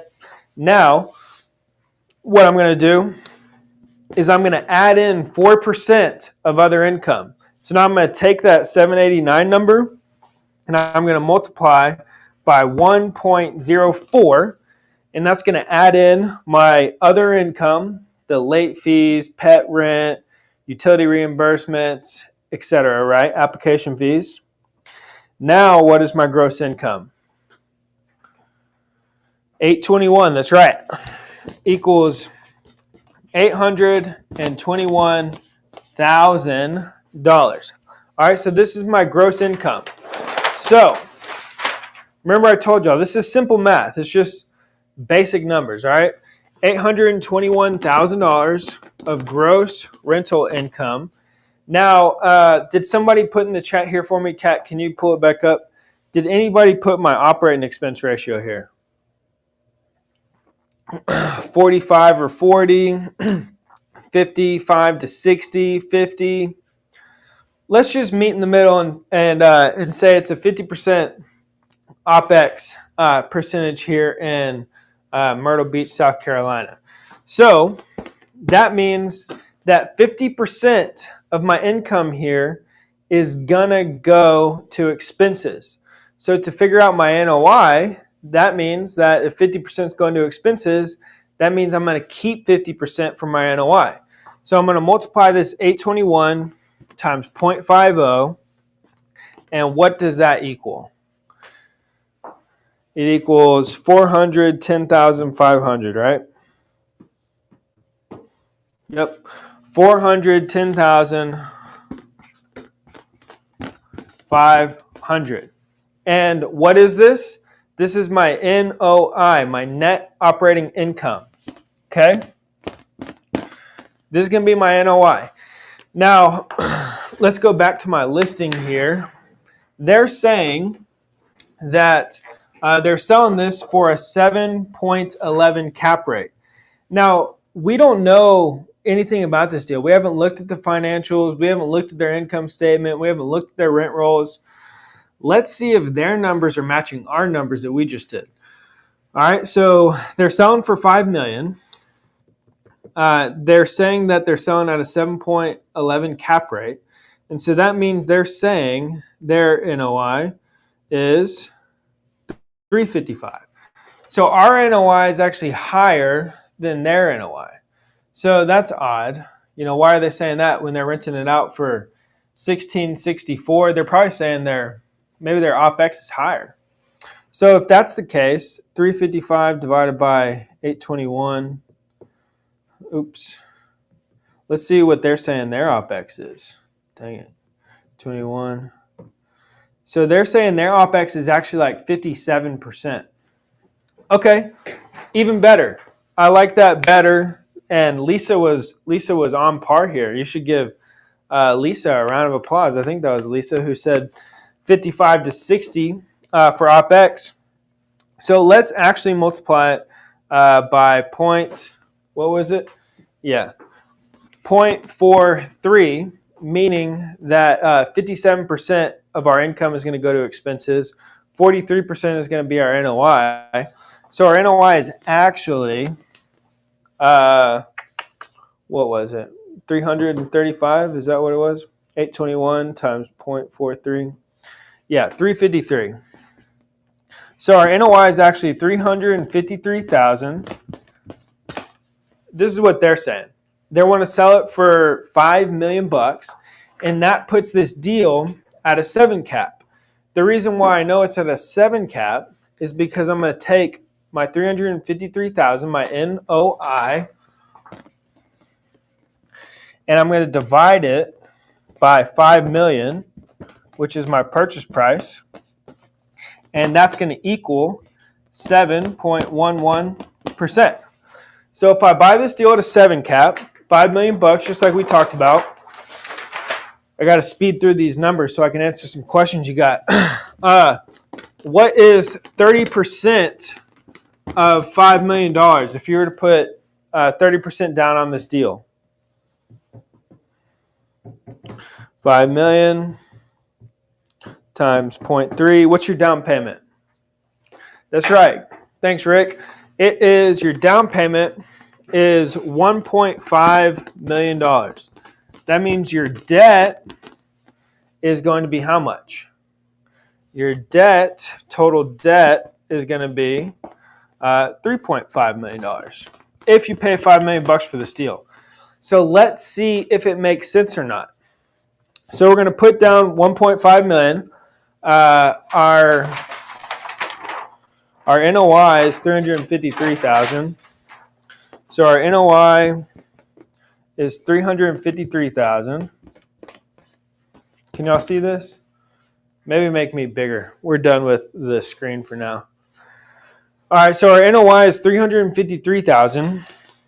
Now, if our total debt amount is $3.5 million, let's say, I mean, right now, I don't know if this would qualify for agency debt or not, maybe. But right now we're getting interest rate quotes at anywhere from like 5.3 to like 5.65% interest. And we are getting loan options for 2 to 3 years worth of IO payments, meaning that those years that we have IO payments is going to be interest only at about 5.5% interest rate. So what I'm going to do to figure out my annual debt service here, I got $3.5 million, okay, and I got a 5.5% interest rate. So I'm going to multiply 3.5 million times 0.055, and that is going to give me debt service of how much? $192,000, $500. Now, once the IO period goes to P&I, meaning now I'm paying principal and interest payments, my debt payments are going to increase because it's not interest only anymore. But over the next 2 to 3 years, I would be working on raising the rents here to where when the P&I payments kick in, it's really not affecting my cash flow that much. But if my NOI is 353 and my annual debt is 192.5, then what is my cash flow? Somebody tell me, put it in the chat. Take 353 minus 1925. And what's your cash flow?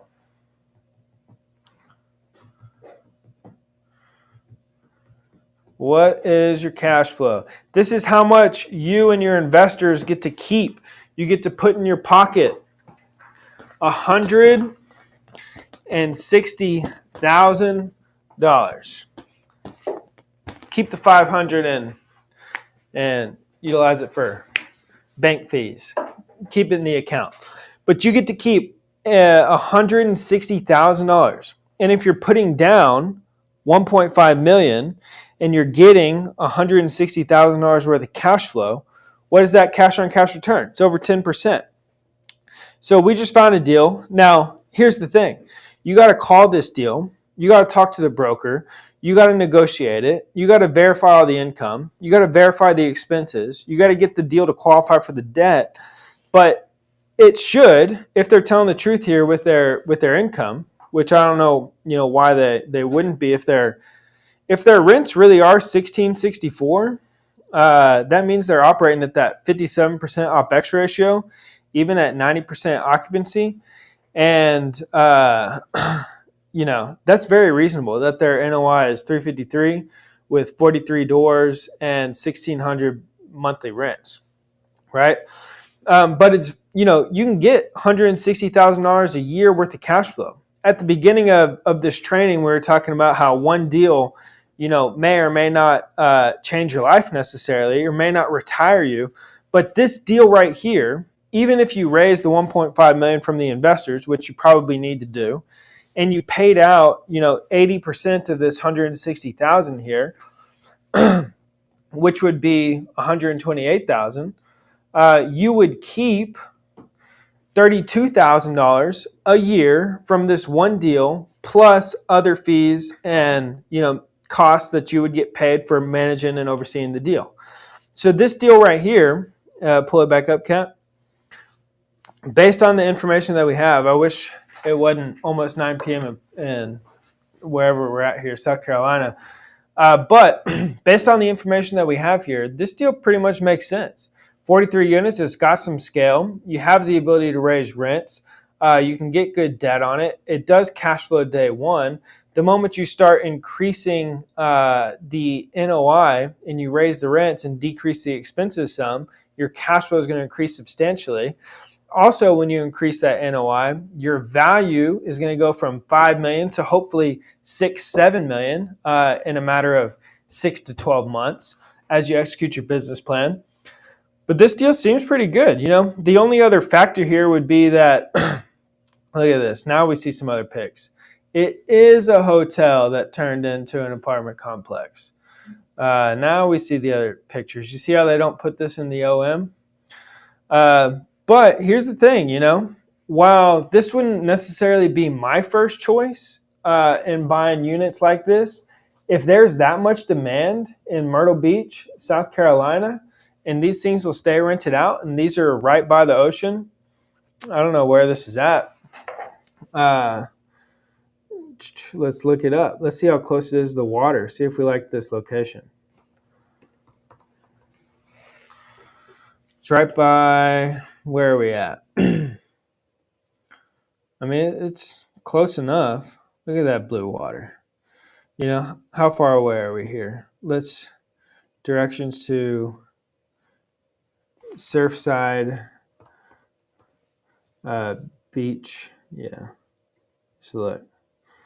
All right. So we're like, 2.8 miles away from the beach?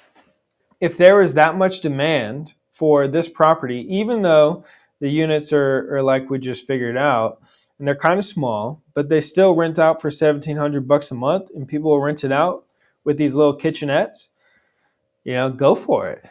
Just because I wouldn't buy it and this wouldn't be my first choice doesn't mean that this isn't a great starter deal for you necessarily if you go through all the information, talk to the broker, and figure out that all these numbers are accurate and true. Because that sounds like a pretty good deal. Myrtle Beach, South Carolina, correct me if I'm wrong, I don't specifically know, but does anybody think that's a bad market to be in? Kat, what do you think? Kat doesn't know. Anybody think Myrtle Beach is a bad market to be in? Put it in the chat if you think it is. I'm going to take the absence of it as it's a good market. Carolina's a great market in general, absolutely. So this could be a really good deal for somebody. Now, again, I only spent 70 seconds looking for a deal in CoStar. We don't have that much time together. I can't spend the whole night with you guys tonight. But I found this deal in 70 seconds. We ran the numbers on the deal. We figured out it cash flows. We know that we can get the debt. Now, the next thing that I would need to do is this right here. All right. I would need to call the broker. I'd want to learn the motivation, learn the story of the deal.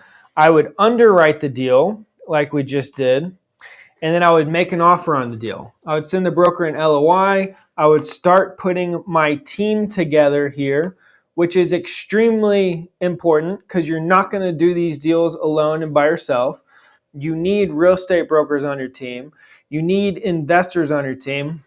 Rick's the only brilliant one here. Rick put his information. He started recruiting you guys so he can get you some debt quotes. You know, you guys need to be connecting with each other. Y'all need to be networking with each other. Everybody here should have exchanged contact information. Y'all should know who each other are, what you're looking for, what resources you have, so that y'all can start building and doing deals together. You need brokers, you need investors, you need lenders, you need management companies, and you need contractors. You're going to need to build a team. All right. Now, it's very hard to cover all this stuff in, like I mentioned, 2 hours with you guys.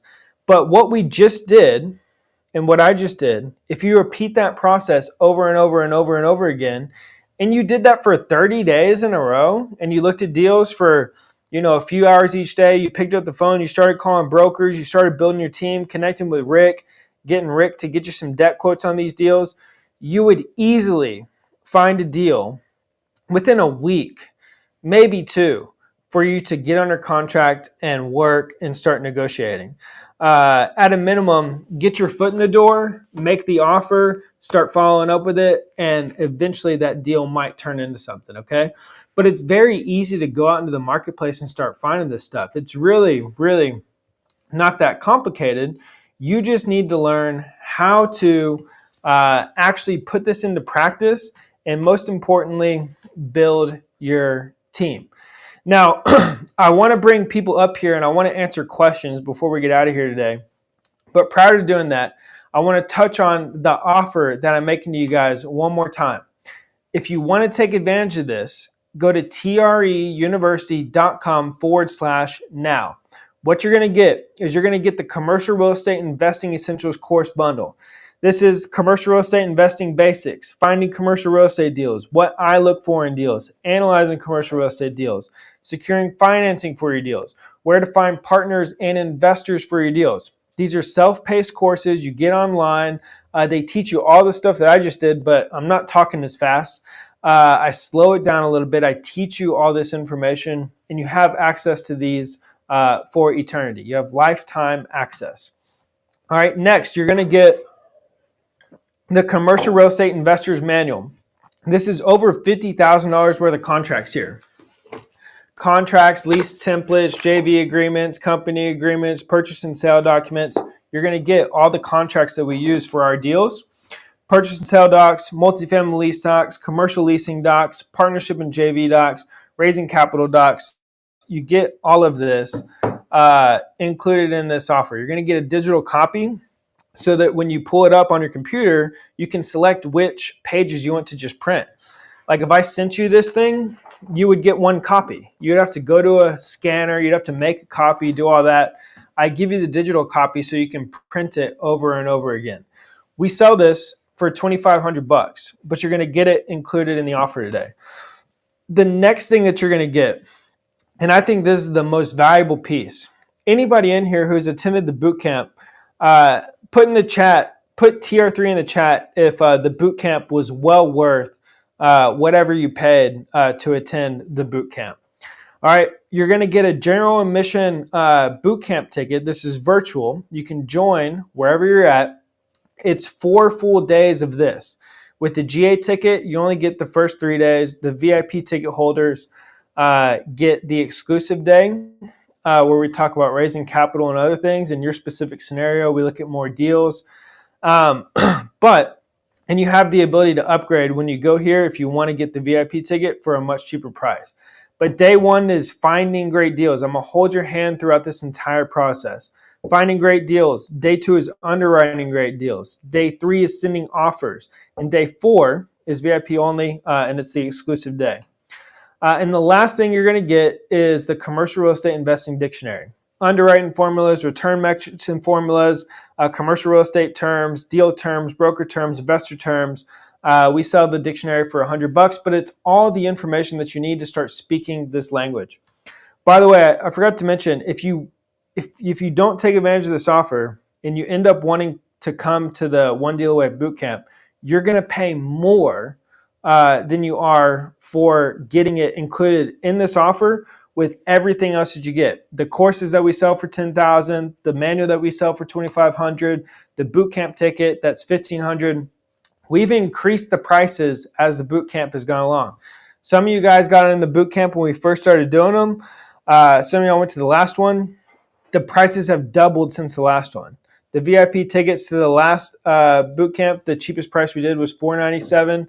They've now doubled. And so now you're going to get the chance to attend the boot camp for an extremely cheap price here, along with all the other benefits that you get with this offer. You get the dictionary. And Kat, do we have that? Do you have that video? Can we play that, please? You get all of this stuff included, over $14,000 worth of value for only $397. Just go to treuniversity.com/now. I want y'all to hear from people who went to the bootcamp, and we have people here live in this crowd who went. But I'm going to play this video for you, and then I'm back. It's only 60 seconds, I think. And we're going to answer all the questions that you have about what we covered today, your personal situation, any deals you're looking at. I'll spend the next 15, 20 minutes with you answering any questions you have. Go ahead, Kat.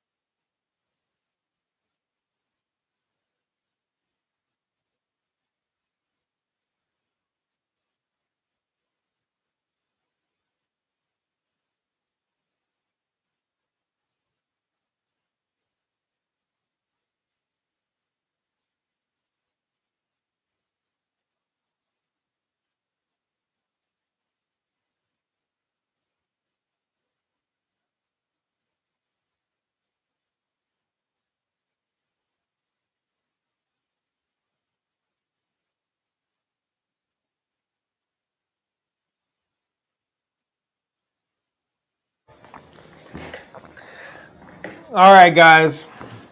So if you're interested in taking advantage of the offer and joining me on the bootcamp, the next one's going to be October 15th through the 18th. It's a Tuesday through a Friday. With the VIP ticket, you get the recordings. You also get the extra day, so you can go back and rewatch if you miss anything. It's from 11 a.m. to 2 p.m. Central Standard Time. We're going to spend 3 to 4 full days together going through this stuff, and I'm going to hold your hand through the entire process. So if you're interested, treuniversity.com/now.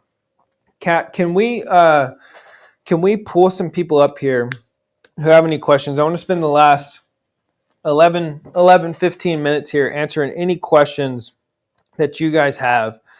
Scott Jordan, I see it's virtual, so you don't have to come here to Austin, Texas. You can join no matter where you're at. You're going to join via Zoom just like this. And it's really interactive.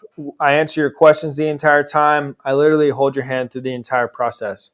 But if you have a question on what we covered today, raise your hand. I'm going to bring you up here, and we are going to answer your questions live. or we can go through the chat. Did anybody ask any questions in the chat?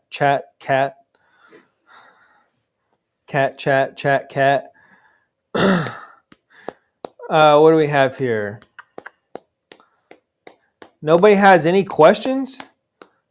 Oh, we got Jai. Let's bring Jai up, Kat. Hey, Alex, I just want to take me personally again, brother. So I got it down. So when you was doing that one there, I know what I saw what I missed in that amazing boot camp, on what I'm actually looking for. And when I did that, I actually did it under my time myself. I calculated under 2 minutes. So your 10-minute deal offer, I told you I crushed that. And like you said, bro, you got it. I cannot do this without a team. One, and two, this just that first sheet, that one we just did, that was the base right there. If you did it, but it builds off from there, self finance. That was, bro. I got it now. Thank I you. want to thank you again, man. I can't even thank you enough, man, bro. I I can't thank you. I want to thank you, Jai. And Tell- also, I tell you that the calls I'm making with the brokers are so productive. Our pipeline is full. It's crazy. It's like that Oakland crap. That was a mistake. Somebody sent it to me. There's a broker. He told me to look at it. So I looked at it. I was like, I was thinking money because I should have had $1 million net income. Jai, I didn't realize all the problems. Jai, tell the people this, right? We met each other, I don't know, maybe 70 days ago or so, give or take. Correct. And Yes, sir. after meeting each other and you've been implementing this stuff, right? You've been making the phone call. Every day I do this, man. I'm doing it before, but not like when you do it. It's not one deal that you can't take down. It's just, and it's like elementary math. Like that, if you show me the interest rate, doing that on a regular calculator, like, how do you do that? I Yeah. got a spreadsheet. to do Well- it, but I mean, I'm like, Well, but Jai, tell the people how this and what I've taught you and what you've been doing and what you've implemented. Because here's the thing, I can't do it for you. Jai's one of the people who take this information, they take it seriously, fully committed, putting in the work every single day. How has this information and what we've been going through, changed your perspective on things and opened up possibilities for you? oh, it totally has things that I was passing on before because the only way I was making low ball off, really low, that wasn't getting accepted. I mean, burgers were laughing at me. Now I'm having decent conversations with them, like really decent conversations. They're like my friends. They call me. Like once I'm in Vegas, they actually call me, take me out to lunch. That's awesome. It's like, and I'm just like, okay, all right. It doesn't matter what market that I'm in. I call any broker any time, and just haven't been in Oakland. It's bad. But but I'm telling you, I got it. That one Myrtle Beach, that's a really good one. I think what that one is, the owner is paying for everything. I think Maybe. okay for that. Maybe. I'm sure they're trying to pass some of the utilities back. But Jai, I really appreciate you. Thank you for always being here and supporting us and attending these trainings. Anybody and everybody here should connect with Jai. Jai would be a great partner for you. All right, Kat, let's pull up Tony. Tony, can you unmute yourself? I did. Hi, everybody. Hi, Alex. Thank you for everything, man. I've been following you, but for some reason, I just recovered all my documents that you guys sent me, so I didn't attend the previous one. But I was checking how you do it, and then is this all the time? I mean, every time it's going to be a down payment? It's no like a financing, or isn't the book the formulas? Ask me your question a little bit more. Help me understand exactly what you're asking me. Yeah, you did a down payment in this one, like 30%, 20% down payment. But is there any 0% financing, seller financing? Yeah. formula? Absolutely. Really great question. Now I understand. So, I mean, with 0% seller financing and structuring seller financing deals, you just got to call, right? Like if that broker would have picked up, one of the things I would have asked him is, would the seller consider seller financing here? Now, not always are you going to be able to find deals where you can get seller financing like that. And when you do get seller financing terms, not always are you going to be able to negotiate it with 0% down, but it is possible. anything's possible. And what you're looking for is that motivation. You're looking for that good story, and you're looking for a seller who needs to sell. And if you can work it, it absolutely is possible. But more often than not, it doesn't work out that way. But really great question, Tony. Thank you, sir, and thank you for being here. All right, let's pull up Rose, Kat. Yes, hi. I have a quick question. I am a newly licensed real estate agent looking to cross. That I met someone who is trying to sell his commercial space. I don't really know what I'm doing, but I'm trying to learn. So my question is, what is the average commission paid out to the commercial broker slash agents? Yeah, good question. It depends. I mean, we own a real estate brokerage here in Texas, and as you're aware, as a residential realtor, there's no standard commission being paid anywhere, even though it always comes out to about 3% for a residential. Now, in commercial, on smaller deals, it's going to be probably like 1.5% to 2%. But you're dealing with much bigger deals, right? You're not selling a $100,000 house. You're typically, some of these commercial properties are $5 million, like we just mentioned. So maybe it's like 2% on deals like that, but it's never necessarily a standard where it's always going to be a certain percentage. It's always what you negotiate with the seller. But even on like a $200 million deal, it's probably not going to be 2%. It's probably going to be a couple $100,000 or something, right? So there's no exact answer to your question there other than like what you can negotiate. But on smaller commercial deals, you might see, on average, like 1.5% to 2% to the listing broker. But good question. All right, let's bring up Elon Musk. Elon, thank you for being here. Hey, listen, I hope you're doing well. I have two questions for you. So one, I'm actually a high school student. I'm just getting started. But real quick, let's dive into it. Thank you for being here, and I appreciate you. So you're in high school. Where at? What part of the country? Leander, Texas. All right, I love it. You're 12 minutes away from me right now. So you're in Leander, Texas. What attracted you to this event tonight as a high school student? So I actually, when my parents started looking for real estate, like residential real estate, I was really interested in how brokers and sellers would, connect with each other and sell properties in that way. And then I got into commercial, where I saw a few apartments and complexes that I wanted to own myself in the near future. Either when I turned in my 20s and 30s, to be financially free. I love it. Well, thank you for your commitment to yourself, and thank you for being here. So, what are your two questions?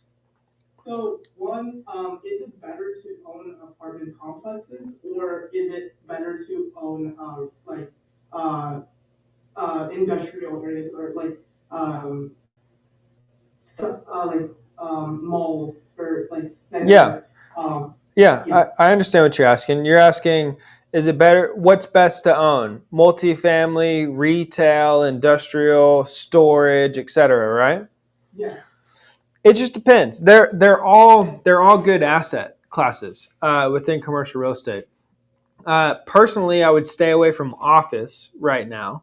Everybody knows that office is getting slammed all across the country. It doesn't matter the location.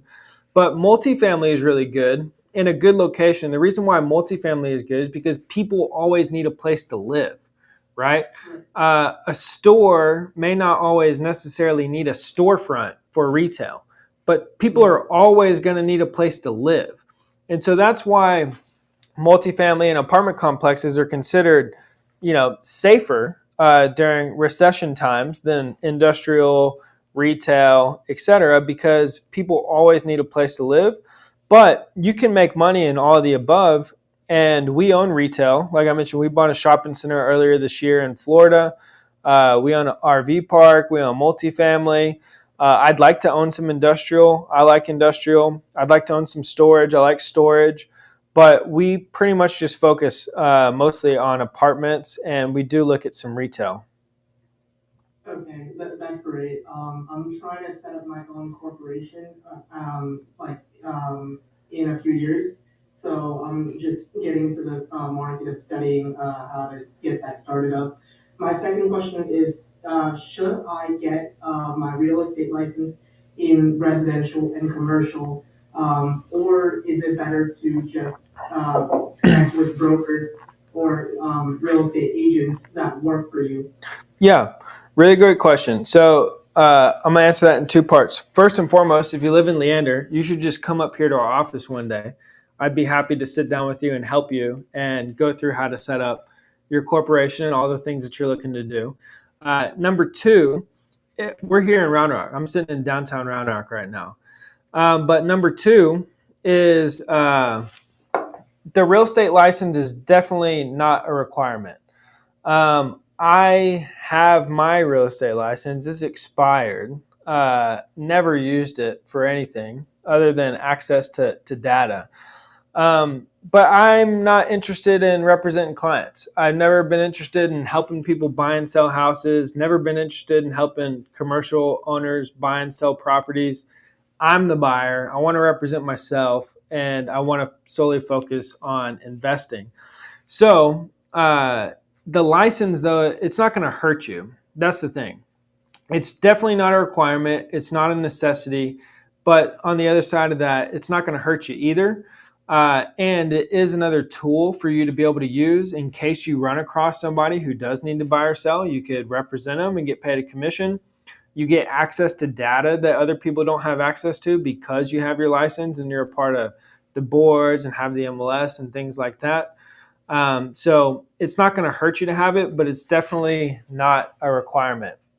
And I'm serious about that offer, by the way. If you want to come up to the office here, I'd be happy to sit down and meet with you and help you through what you're looking to accomplish. And I'm impressed that you're starting this so young as well. And thank you for being here tonight. Let's pull Rose back up and then go to Bert. I'm sorry, I have one more question. So, you mentioned the RV resort, how you were able to add value to it, I believe within like 2 weeks or something like that. Mm-hmm. So with that being said, say you wanted to sell it so you can make your profit. Well, do you think something like that will usually sell right away, or will it sit for like months to years? Like I see some things on LoopNet. Yeah, good question. I mean, it goes back to deal requirements, right? Like if it's a good deal in a good location, it has good NOI, it's priced at a good cap rate, and it's a good buy for somebody, then maybe it would take 30 days to find a buyer with the right marketing and sending it out to the right people. The deals that are sitting for over a year are obviously not good deals. Otherwise, somebody would buy them. Just like that deal, the 40 unit in Corpus Christi, everybody's seen this deal. Everybody's seen it. It's been listed everywhere. It's been pushed everywhere. Wholesalers have blasted it everywhere. It's all over the Facebook groups. Like nobody wants that deal, and nobody's buying that deal because it's not a good deal. If it was a good deal, it would have already been sold. And so to answer your question, I mean, yeah, the RV resort, if we would have listed it with our new NOI after we raised the rents and the NOI at the higher price, it would have sold fast. Because number one, we bought it at a good price. But number two, it'd still be a very good deal for someone to come in and buy. But good deals sell, bad deals don't. Good locations sell, bad locations don't. Good tenants and management sell, bad tenants and bad management don't. Good occupancy sells, bad occupancy doesn't. So it would just depend on the deal. But the RV resort, that would have sold pretty fast if we wanted to sell it.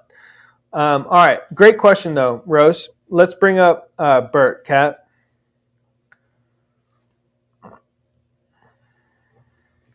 Hey, Alex, can you hear me? Yes, sir, I can hear you loud and clear.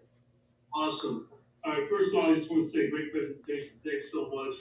I'm happy to be able to participate. I've just got so much knowledge of this. So I have a question. I don't want to necessarily deal with multifamily, just because of the headaches and tenants and property managers, etc. So in your opinion, how lucrative and in demand do you think it would be for someone like myself just trying to get into this, going after distressed light industrial, flex space, and then value add, and get tenants like on a triple lease?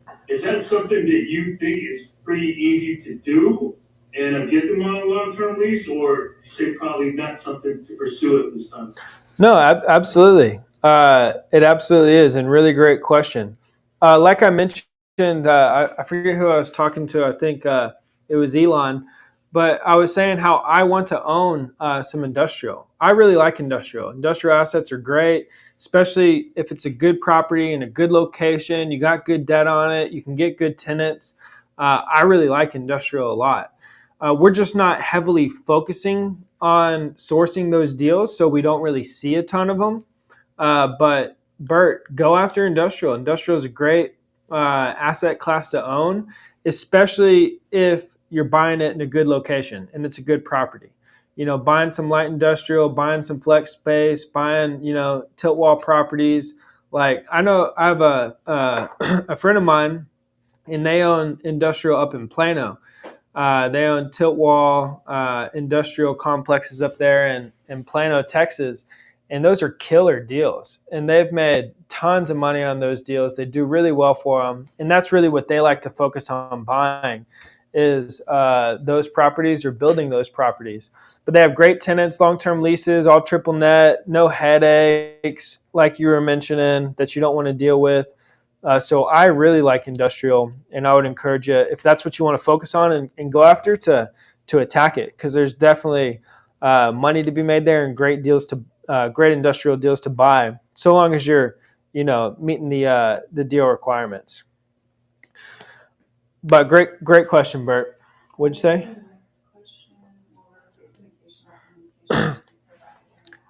Good question, Nick. So Nick asked, is real estate syndication docs provided here? Partially. Problem with real estate syndication docs is that a lot of them are going to be specific to what you're buying. So a lot of this stuff can be. So there's not full syndication docs that are provided here in the investor's manual.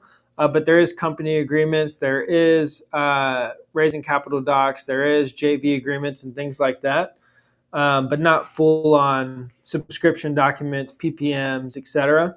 And it'd be best to, if you need real syndication documents, it'd be best to get an attorney to draft those for you. But a lot of you guys probably don't need real estate syndication documents. A lot of you guys probably would do just fine with this company operating agreement in here, and that being the agreement of the LLC that you buy with your partners. Not everyone needs to go out and pay 15, 20 grand to an attorney to draft up syndication docs when three of you guys are just partnering on a deal, and a company agreement will suffice. But good question. All right, let's bring up Scott Jordan. Scott, you're the last question of the night. Let's make it good. All right. Well, good. First of all, great presentation. I'm looking forward to the replay so I can stop and grasp some of what you said. I'm interested in wholesaling, wholesaling multifamily. You mentioned, I think, early on that you didn't really recommend that, but is there a size of deal where it would make sense, like 30 units, 40 units? Yes. Do you totally not recommend that at all? Because I think that's a way to get in without having quite the same money or ability to raise money and be able to get your feet wet, sourcing deals. You're right, and Scott, it's a great question. You can keep Scott unmuted. I want to have a quick conversation with him. Scott, I'm gonna try and push you a little bit and open your mind, and I am going to answer your question, but I want to push you a little bit on this. Is he unmuted? Unmute. Unmuted now, I think. All right, Scott. Have you wholesaled any deals before? I have not. All right, good. So today, right now, do you have somebody who would buy a $15 million or $10 million multifamily deal from you? I do not. All right, good. That's great. Now, it's going to take just as much effort and time for you to go and find a serious buyer raising capital. You're going to have to go raise capital for your wholesale deals. You just got to find a buyer to buy it from you, right? So I'm going to encourage you. And the only reason I'm mentioning this is because I've been through it and I've done it. And a lot of people really like wholesaling because it's like, they think that it's easier than the other. And the truth of the matter is that it's actually much harder. It's actually easier to go out and buy the deals yourself. And so I would tell you, while you're building your family buyer list, you're speaking to investors, you're finding people who would buy these deals from you. If you would just put that same effort into finding investors who would invest in your deals, then you would have the investors to invest in the deals that you put together. And when you buy a multifamily deal, you're going to get paid an acquisition fee when you raise capital. That acquisition fee is probably going to be more than any wholesale fee you'd ever make. You're going to keep a percentage of the deal and you're going to own equity in the deal.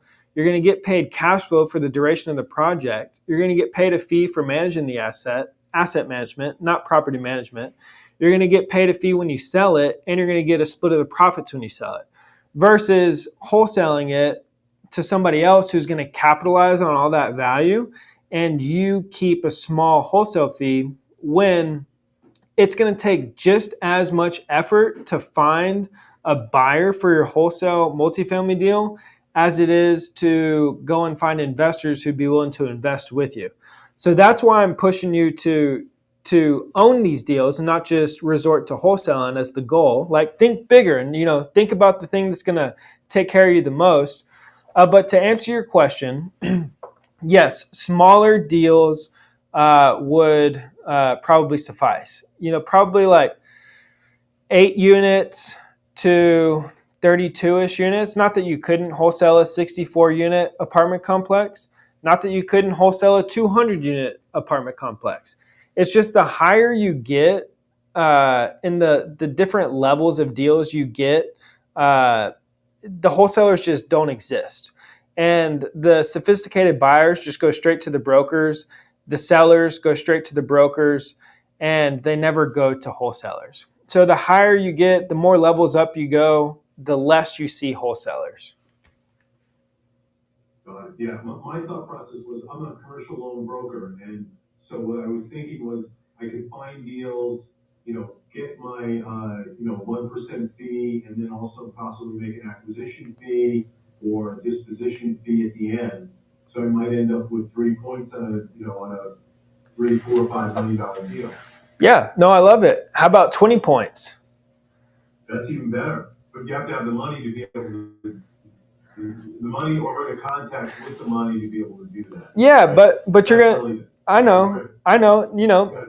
But you're gonna need to find a buyer to wholesale it. I promise you, I'm only telling you this from experience. And Scott, yeah. I've made millions of dollars wholesaling deals.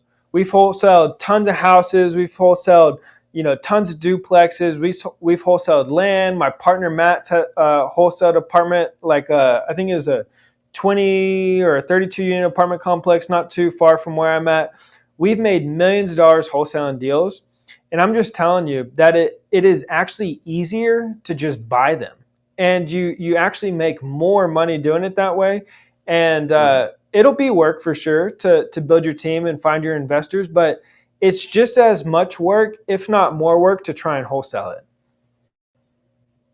What about the ongoing management? At what level and what number of doors are you able to hire a manager, a management company to be able to manage it, or are you expecting the buyer to manage it? No, never. You should never manage the deal. I don't manage any of our deals, even the houses. I don't manage those. We always hire a property manager, and so you should never buy a deal that only works if you manage it. Right. Yeah. I'm not interested in managing. What do you think our management fees are for 20 to 40 units? It depends. 80% of the rent? Yeah, that's probably going to be closer to it. When you start getting like 60 to 100 plus units, it's about 3%, but then you're also hiring the staff and the salaries who are on site. But for a 30 unit, you're not going to have any on-site staff. And more often than not, you're probably paying somewhere like 6 to 8%. Okay, and they take care of the toilets and the leaks and renting it up and all of that stuff? They do, but their managers are still a pain in the ass, and you got to deal with the managers. So they're the frontline defense, but then you still got to manage the manager. But it's not as bad as managing the entire thing. Right, and trying to fix stuff, yeah, great. Yeah. Okay, well, good, well, I'll be at boot camp then. You said October, what was the dates again? October 15th. 15th, okay. All right, Scott. Thank you, Alex. Thank you. We're going to get you on in some deals. All right, everybody. Thank you very much for joining. Like I said, sometimes these things are hard for me because I got to speak fast and I want to give you guys as much information as possible. But it's impossible to give you guys everything in only 2 hours, but I try my best to fill it with as much information as I can. But if you are interested in spending more time with us and more time with me and having me help you with this stuff, just go to treuniversity.com/now and get access to all these things I'm offering you. I promise if you change your mind and you want to go to the boot camp 2 weeks from now, it's going to cost you more than this price right here. So just take advantage of it. I'll see you at the boot camp. I'll hold your hand. I'll walk you all the way through the process, and we'll start doing some deals together. Thank you, everybody. I appreciate you, and I'll see you next time.